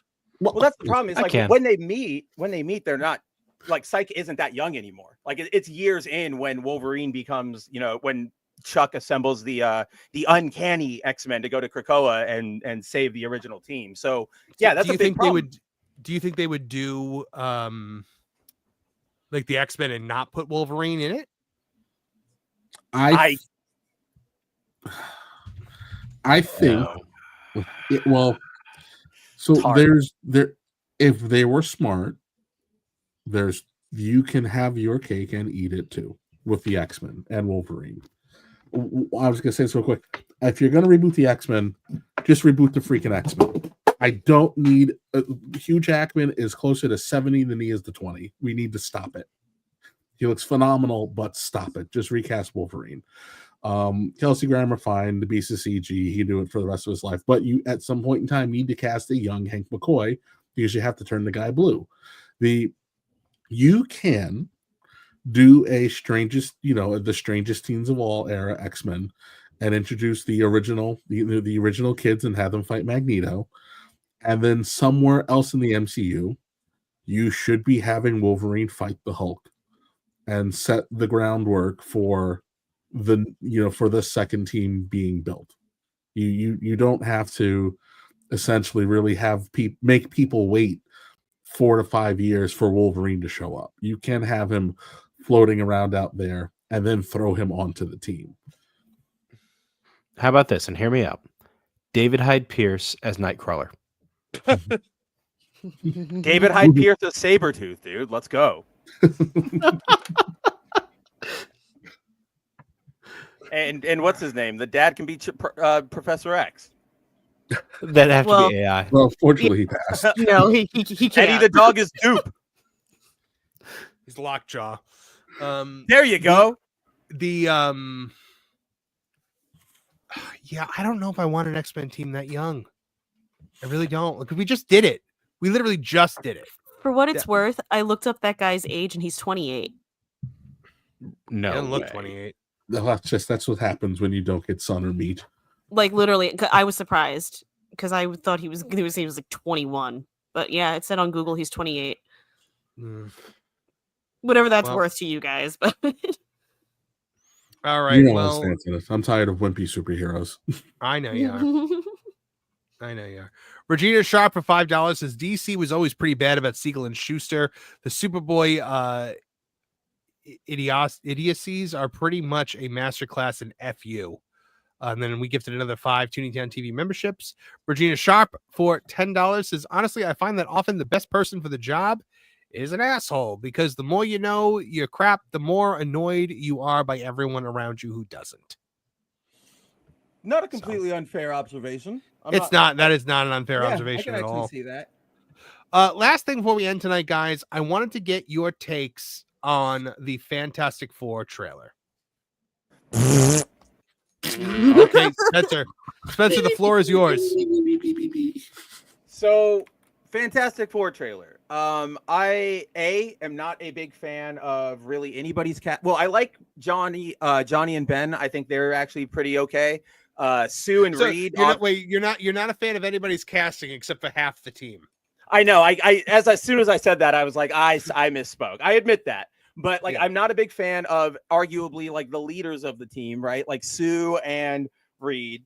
I on one hand, like in the case of Reed, I just obviously don't like Pedro Pascal. I don't like the race swapping. I don't like Pedro Pascal if I didn't mention that already. But do you like Pedro Pascal? You know what? I don't know if I've mentioned this, but I actually really do. I love his filmography. But in terms of Wonder Woman, I've kind of duped myself because for years I have held that Julie Bowen, the mom from Modern Family, the love interest from Happy Gilmore, she should have been Sue. Like that to me is like the perfect Sue Storm. So the fact that we didn't get her bummed me out. But then I also don't think Vanessa Kirby's a great casting. I also just think this movie looks like butt. It's so dark. I don't get the entire concept of this movie is like, we're the Fantastic Four, pioneers of the future. Welcome to the world of tomorrow. And everything looks like a napkin. Like there's no light, like there's no color, there's no bright. I don't know. It looks like, I don't know. It just looks like another MCU blob. They tried to make it Tomorrowland with that like 60s futuristic vibe, like which Space is like, Mountain. I'm not against that aesthetic. It's just you have to give it color. You can't make it look super drab like this. Otherwise, when you do like neo 60s, I'm not a big like fashion person, whatever you want to call that style of the time. Like if you do that and you make it drab and everything is gray, you don't evoke optimism in the future. You evoke the freaking Soviet bloc. You evoke living in like poverty and driving cars that are basically just bicycles with a cardboard shell on top of it. Like it's not hopeful. It's not Americana. And it just makes me feel like if the Fantastic Four is supposed to be, we are the future, we are the hope. I look at this trailer and I go, I'm more depressed watching this than I was the Eternals trailer. Because at least the Eternals trailer had a little bit of color when Angelina Jolie whips out her like light power sword thing. Mm-hmm. I felt that, and I'm with you on everything you said. The thing that was most egregious to me was when I looked at Pedro Pascal as Reed Richards. I did not see Reed Richards. I saw Pedro Pascal. You see Pedro Pascal because he's got the facial hair. That's not Reed Richards' facial hair. First of all, Reed Richards should not have facial hair, but that's not Reed Richards' facial hair. That's Pedro Pascal's facial hair.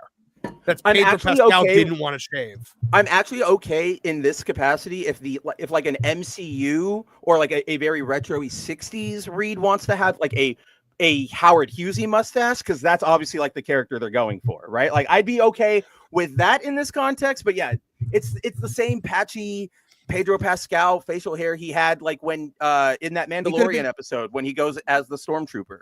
It's just he could have been Joel. Yeah, he could have been Joel from The Last of Us. It's just he's the same in everything he's in. I'm so tired of him, and he's in everything.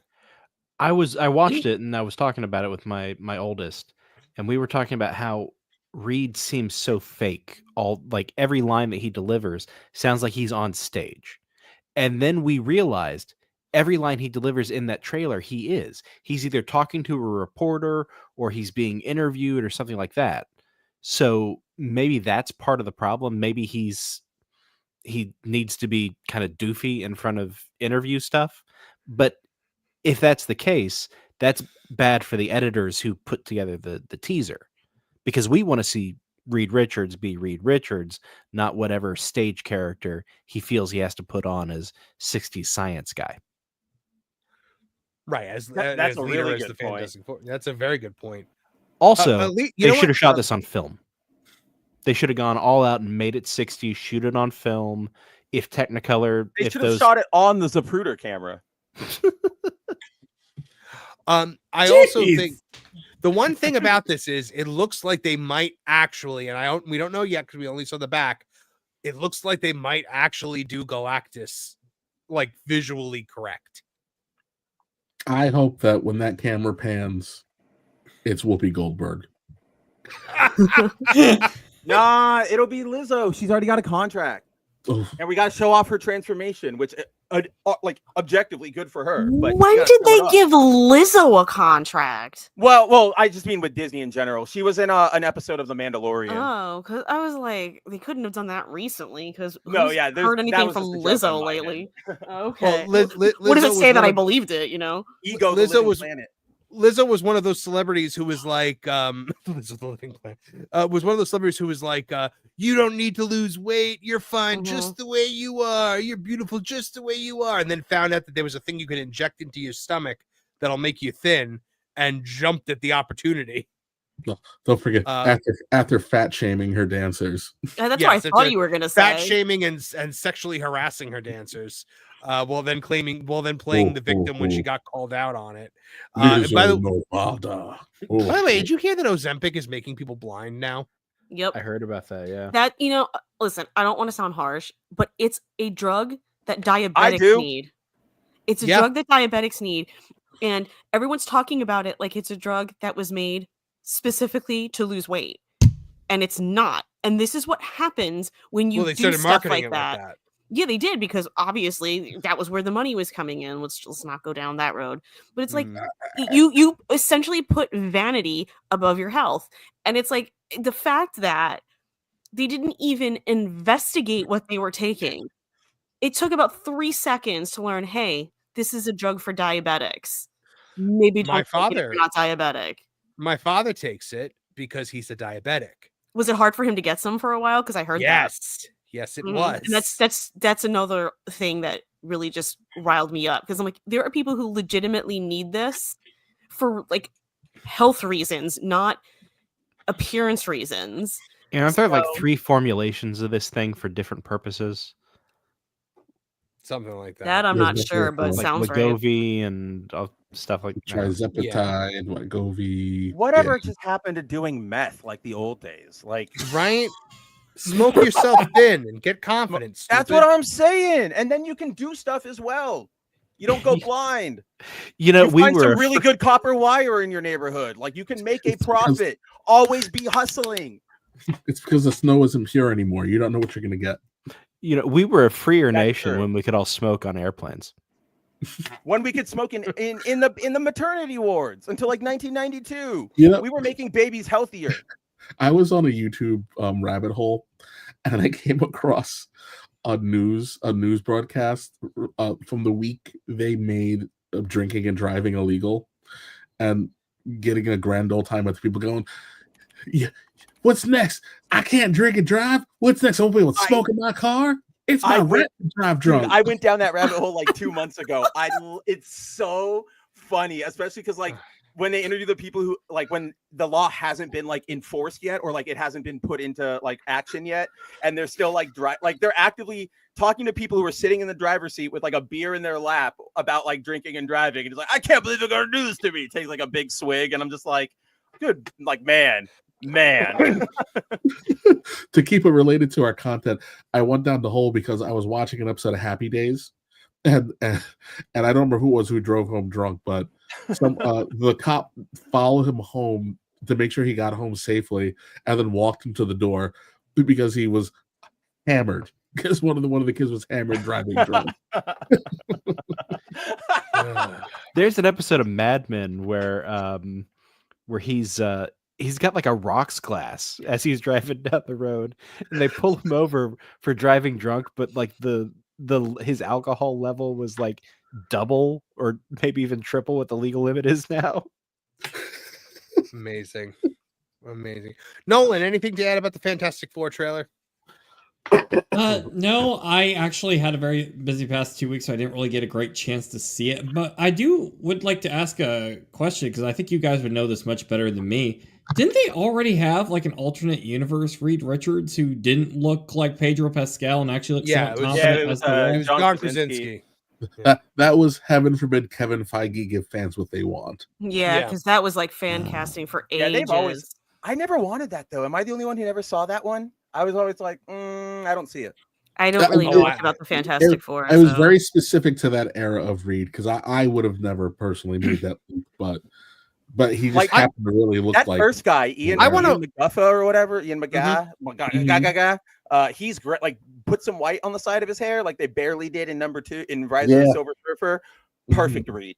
I want to float. People a take a concept. mullet, I want to float a concept to you guys. If they had gotten Doom correct, that first Fantastic Four movie would have been great. Yeah, I think so. Yeah, I can agree with that. Doom is my only problem with that movie. Yeah, other than the Imagine executives that, having but this all weird, over. this weird thing for Doom needing to have electric powers, those first 2 Fantastic Four movies are better than serviceable. They're very much Stormcloud Galactus. They're very much a product of their time. They're a product of their time. I was so scared because there's been a lot of, I'm sure we've all seen it lately, like with the new trailer coming out. There's been a lot of debate on like social media and a lot of like nostalgia for those old movies. And a lot of people going like, oh, those are actually really good. And I'm like, they're not. They're just a lot better than the slop we're getting because at least they tried something. Like they had color palettes. They might have just been still generic marketing slop, but they at least had a little bit of soul to it. So when you said like, when you started, I was like, please don't let Kevin be one of those people who's like, no, these are great. So when you gave that description, I was like, perfect.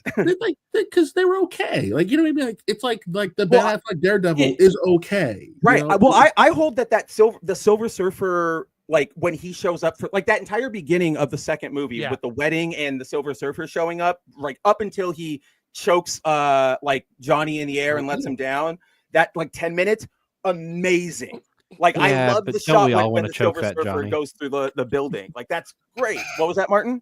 Don't we all want to choke that Johnny? Yeah, we kind of do, but that's why he's perfect. Yeah, I agree. And the Rise of the Silver Surfer loses me when Galactus was a storm cloud, and then we undo Doom's scarring like immediately, and then he's just like showing his face again. I didn't like that part. And also like the Johnny absorbing everybody else's power things. I get it, you wanted to do the thing with the Super Skrull kind of powers at the end, but it didn't make any sense given the way they like said that this worked.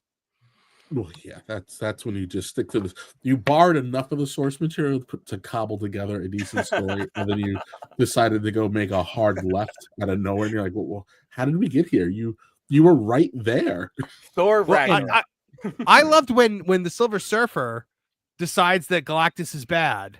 He just flies up into space and immediately dispatches Galactus with not one care. Like, I mean, like, yes, he takes himself out too, but like that's not taking Galactus out. I'm sorry. I always hate when stories about like the Herald rebelling against Galactus, they like Galactus doesn't take their powers away or allows his powers to affect them. Like I know in the first story, he doesn't like fight Silver Surfer. He just goes, you can't do anything. Like it's the power cosmic. I'm the power cosmic. Like get out of my face. But nowadays, doesn't he trap him on Earth? Yeah, he does that too. But like he can still fly and use all of his powers. It just doesn't help because it literally cannot touch Galactus. But like they're doing a mini series right now called like what if blank character was made into a Herald of Galactus, and it's like Hulk, Gambit, Rogue, some other people I can't remember off the top of my head. And all of these stories sort of have this moment where the respective Herald goes, no, I don't want to help you kill a bunch of people, obviously. So they try to fight Galactus and they either hurt him or they're able to mess up his plans. And I'm like, you're Galactus, just take their powers away. Like, what are you doing? Reed has to outsmart Galactus. That's how exactly. Well, and even then, Reed didn't really even necessarily outsmart him. He just logicked him to death. He just said, if I'm going out, we're all going out. Yeah, like right. It was like you talk to him like Captain Kirk in a computer. Yeah, pretty much. That's actually pretty. Yeah. Ghost Rider could take him out. Just because but that's only if he feels guilt. But that's true. When that happened in the Fantastic Four cartoon, my 11-year-old brain exploded. I thought it was the coolest thing and the fact that Ghost Rider was Richard Grieco, I thought it was the coolest thing I'd ever seen. I'm glad you got to that because you need to wake up, Kevin. You're still 10 years old. We need you to wake up. The episode just aired. Wake up. That really tickles my funny bone. The fact that you use Richard Grieco just like really solidify that you were excited about it. Because I love the Booker TV show. Regina Sharp for $10 says, I feel like the Fantastic Four movie is the Venture Brothers in the before times with the Johnny Quest style Dr. Venture stuff. It feels like a parody of the time and feel. I could see that. Yeah, that's good description. I can see. I don't think they're trying to parody it, but I think they're failing in capturing it so much that it feels like a parody. 110%. Well, it doesn't feel like love. Yeah. Yeah. It feels That's like actually a really good point. It's a desperation move. We can't put them in the mainline MCU because we didn't want to spend the 5 minutes to do it, even though I'm pretty sure I broke it down for them 8 different ways in 2 minutes the last time we had to talk about this. So probably Beau. That's probably the other reason he got canned. So they threw them in the retro 60s dimension. And I think the only thing that'll be interesting here is the question is this Fantastic Four from the MCU and they're stuck here and they're trying to get home? Or is this Fantastic Four from a universe that's about to be destroyed and they make it to the MCU? That's the only thing. That's the only question I kind of want to see answered coming out of this movie. Other than that, this movie does nothing for me. I don't even understand why they're not even all in the same costume. You do the big team shot and they're all in different costumes. And I'm like, this is so stupid. I hate Kevin Feige so much. He's terrible. You are not Jeff Johns, and I hate you for it. They both wear baseball caps. I just realized that. I have a little bit of a weird perspective because I don't know anything about the Fantastic Four. You have a better perspective. And I liked the idea of the retro stuff. I can't stand Pedro Pascal being in anything. I'm with you, Spencer. I have no idea about him being appropriate for Reed or not. I'm just like, especially in light of everything with Gina Carano, it just really sticks in my craw and I don't like seeing him in things. Yeah. But I didn't feel particularly interested in seeing it. Like, I didn't look at it and go, ugh, because I wouldn't know as much as you guys, but I didn't walk away from it wanting to know the Fantastic Four. So, I mean, do with that what you will. It didn't spark any kind of interest in someone who doesn't really know all that much about them. Let me ask you a question then, Trish, with your perspective. Obviously, it didn't make you like stoked on it. Did you have any sort of like comparative reaction? Were you like, oh, this at least looks better than any of the old, like the past few movie trailers I've seen or anything like that? Yes and no, like not a specific anything, but I guess it felt like it was maybe a little bit more, I don't know what I'm trying, upbeat, like it was trying to be. I don't mean like the quippy, I mean like hopeful and upbeat. Yeah, I know what you mean. And I kind of wasn't turned off by that, but I don't know. I asked that because like your reaction as sort of the not to insult, but just the lack of a better term, like as the normie MCU goer, right? Like they need you probably way more than they need us because you outnumber us, like the hardcore fans. So if the best reaction they can get from you off this Fantastic Four trailer is like, okay, you did better, but not great. Like you're still gonna fail. I'd probably frame it like, if someone said they wanted to go see it and asked me if I wanted to go, I'd be like, well, is it like $2 ticket night? Then yeah, maybe I would go. Are you paying for me? You know what I mean? Half price tickets. Like I wouldn't want to go and spend $15 on a ticket. It did not grab me that way. Just come see Fantastic Four. We're doing a $4 deal. Come get it. I'm just saying, I felt like I could have gotten $4 worth of enjoyment out of the movie potentially, but not what ticket prices generally are. Yeah, what irritates me so much about this is that Fantastic Four is the first real, true Marvel comic. They are the first family of Marvel. Yeah. Nailing this should have been as important as nailing Superman. And I'm not going to take the time to go poop all over Superman. But like, yeah. They to me, they had a responsibility to get this right. And the amount of time that they have wasted on getting this movie done, I don't feel good about it. I just don't. I don't. No, I agree. Do you think that's a product of when they started everything, they didn't have all of these characters, and then everything kind of blew up, and so now they don't even look at the Fantastic Four the way that it sounds like they should? That it's almost like they retroactively look at it as like, well, Iron Man's always been like the biggest. You know what I mean? And it's like when it sounds like that's not true. I mean, from everything I've learned from you guys, you know, part of it, obviously, like the MCU has proven that you can do the thing where you slowly introduce characters over time. Like, we got Spider-Man like 14 films in, and he still played like a major pivotal part in Infinity War and Endgame, and it made sense, and that all worked. We'll say nothing of Far From Home, but with the Fantastic Four, obviously there was a little bit of delay because of the rights issue. I believe it was still over with Fox, and then Fox made that awful Fan 4 stick just to keep the rights. So they were delayed. They were delayed a little bit in that. The main problem is more that once they got the rights back, they had already sort of done that hard shift away from like the MCU, as much as a corporate backed Disney or like Disney endeavor can be, is an artistic endeavor where you've got Kenneth Branagh coming in and you've got people who actually like the comics and all that stuff, to the factory like we know now, where it's like, pump that out so we can make a toy, pump that out, pump that out, pump that out. Once the Fantastic Four came into that environment, it had, like Kevin was saying, it really was up to Feige to say, all right, with the four, we're not going to subject them to that awful, just like churn out. We need to, do you like us now? Hello, fellow kids. Like, do you remember the MCU? We need to try. And he didn't do that. And I guess that's where my point is coming in, I guess, not to cut you off, but it's like, no, not at all. I'm almost wondering if the mindset is they don't even look at the Fantastic Four that way. It's almost like a generation went by. Well, and so now you have a group of people who don't totally understand or whatever. That's actually true too, because in the comics, when the Secret War event that the movie's based on, the one that's coming out, when that happened in like 2021, 2019, whatever, they actually wrote that event ended with the Fantastic Four being gone from comics for like 5 years. Like legitimately, they were off in space doing like recreating the universe, so you didn't see them. So there is. And that's a really long gap for a character to be gone. Like even Batman was only gone after Final Crisis for like 2 years, and not even he was confirmed to be alive, right, Kevin, at the end of Final Crisis. So not even that long, 5 pages. So I don't know where I'm going with that, but yeah, Trish. Length of time, I think, is where you're going with it. Oh yeah, the whole point is so much time has gone by. Like 2008 is when this all started, and essentially when it all blew up, because I don't think they were expecting Iron Man to be so popular. And it's think about how many years that is. I mean, that's 17 years now.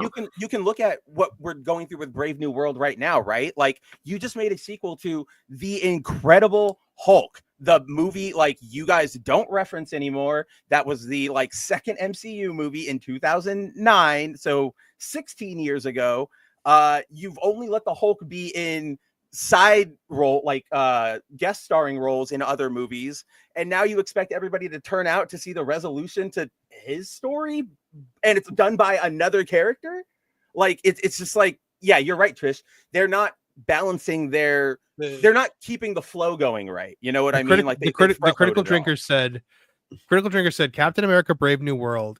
There's a scene in which Sam Wilson uses Ant-Man's helmet, Steve Rogers' shield, Falcon's wings, all wrapped in Black Panther's vibranium to fight a Hulk. And that should show you how cobbled together this movie is. That makes me really angry, because in theory, that should be kind of cool to see. Should be super awesome. Yeah, exactly. Right, Kevin? Like that is comic book splash page, like round 2, let's go. And he's all decked out. But no, that just sounds really lame. It does sound terrible. You know, the other frustrating part too is when you go back and you look at Endgame, there is no creative purpose for there to be a 5-year gap, because the 5-year gap should have been used to introduce characters like the Fantastic Four and the X-Men, the characters you knew you had just gotten the rights to, but they had them, like you knew you were going to use them, so like this was your chance to kind of explain, like, hey, while you didn't see this is what was going on in the world, right? Because you had the opportunity to, all of a sudden you get this, again, they one other way to say, when Thanos stopped, there was this massive release of a cosmic radiation. The 4 of them could have been in the shuttle. right when he snapped, and they come home and now they snap, and boom, because the world is so messed up, the mole men attack. You could have just done FF number 1. You could have all of a sudden, because we know the miracles existed, the gifted characters existed, the X-Men, the mutants existed, the mutant population exploded because of the atomic age. So hey, the snap started activating all these powers in people, and everybody's upset that all these weird superheroes are here when their loved ones all disappeared. So you would have had a reason to have had some angst, with the mutants showing up, and we just squandered it. They just squandered it for no reason. And it doesn't make sense that Tony is the one who solves the problem of time travel. That should have been Reed. Oh, yep. That's your problem? Not the fact that he does it in like 30 minutes? And is that the inverted Mobius strip thing? Yeah, that's when he does it. Oh, my word. When he's just like twisting it around and goes, All what? All right, guys. We have got, as much as I'm enjoying the conversation, I'm exhausted. We've been going for over 3 hours. We have to call tonight to an end. But wait, I think I'm just about to show up. I think my show just ended. Thank you to everyone who showed up tonight, everyone who chatted, everyone who super chatted, everyone who just watched and listened silently. Nolan Thunder, tell the good folks where they can find out more about you.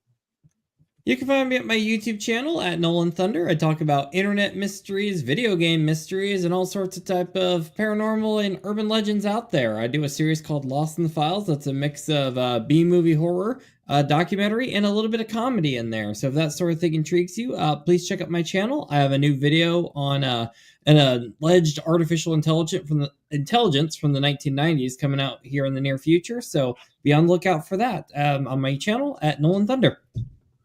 Martin Stone, where can the fine folks find out more about what you're up to? Well, I am one of the Lost Guys with Nolan, Trish, and Hangry Table. And you can find us as a members exclusive on That Park Place.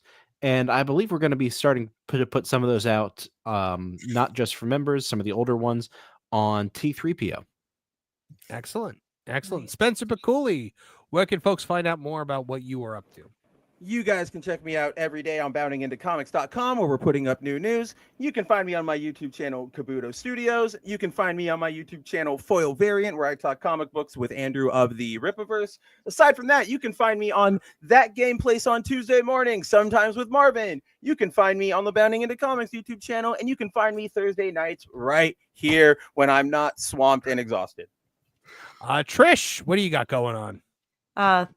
It's been a long day, so I'm just going to spit it out. Here on Thursdays, like Martin mentioned, Lost Guys, Nolan, Martin, Hangry, Crime and Punishment as a member exclusives for this channel with my orange furry friend Marv there, and an occasional random pop-in, usually if it's more, I guess, classic wrestling stuff on Tooney Town Wrestling, not anything modern, but yeah, on occasion I like to make a surprise little run in there too, when the people demand it. Kevin Apollo, what do you got going on? So before I do my outro, I just want to say for the NBA fans out there, if you weren't watching TNT because you were here with us, Shaquille O'Neal on live TV just said, "We're getting fired anyway, Ernie." F it. Hell yeah! Best show ever. Oh my, I love that's the only reason to have cable TV. And ironically love that crew. He just went for it. So I don't know, sometimes you guys can see me on the Pro Show Wednesday nights. Obviously we'll be doing we're talking wrestling on Tuesdays, and I'll be here on Thursdays. And I don't know, at some point in time I'll get you a few more member exclusive conversations, because they really aren't rants, are they? They're just more like they're kind of conversations. Yeah. So watch me talk to myself. Yeah. All right, and guys, make sure you're keeping it right here to Tooney Town TV every single week. We got new videos for you guys. Members get those videos right when they are done being edited, so you can always catch those early. And then member exclusive content, of course, things like Crime and Punishment, the audio book that I just started doing of Star Wars Episode 3, Revenge of the Sith. And we've got so much more stuff coming at you guys. Did you ask Lauren if that's okay? I did. We're cool with it. And of course, guys, make sure you're keeping it to thatparkplace.com every single day for all the news that should be fun. All right. Well, that does it better than ever under Martin's control. We all know it. So use it. For all of us here at the Tooney Town channels, I'm Marvin the Movie Monster. Now get out of here! Now, Betty the Platypus, feel the wrath of my thank you-inator! Thank you, you piece of trash. Thank you. Thank you. Thank you! Oh, I suppose you want me to say thank you. Well, you know what? Saying thank you is like jobbing. Thank you! I got a little message. Thank you. Ooh, yeah. Oh, thank you! Oh, thank you! Thank you! Thank you! Thank you! Thank you! Thanks? For what? Hi-ho from all of us here at Tooney Town. Thank you! And viewers like you. Thank you.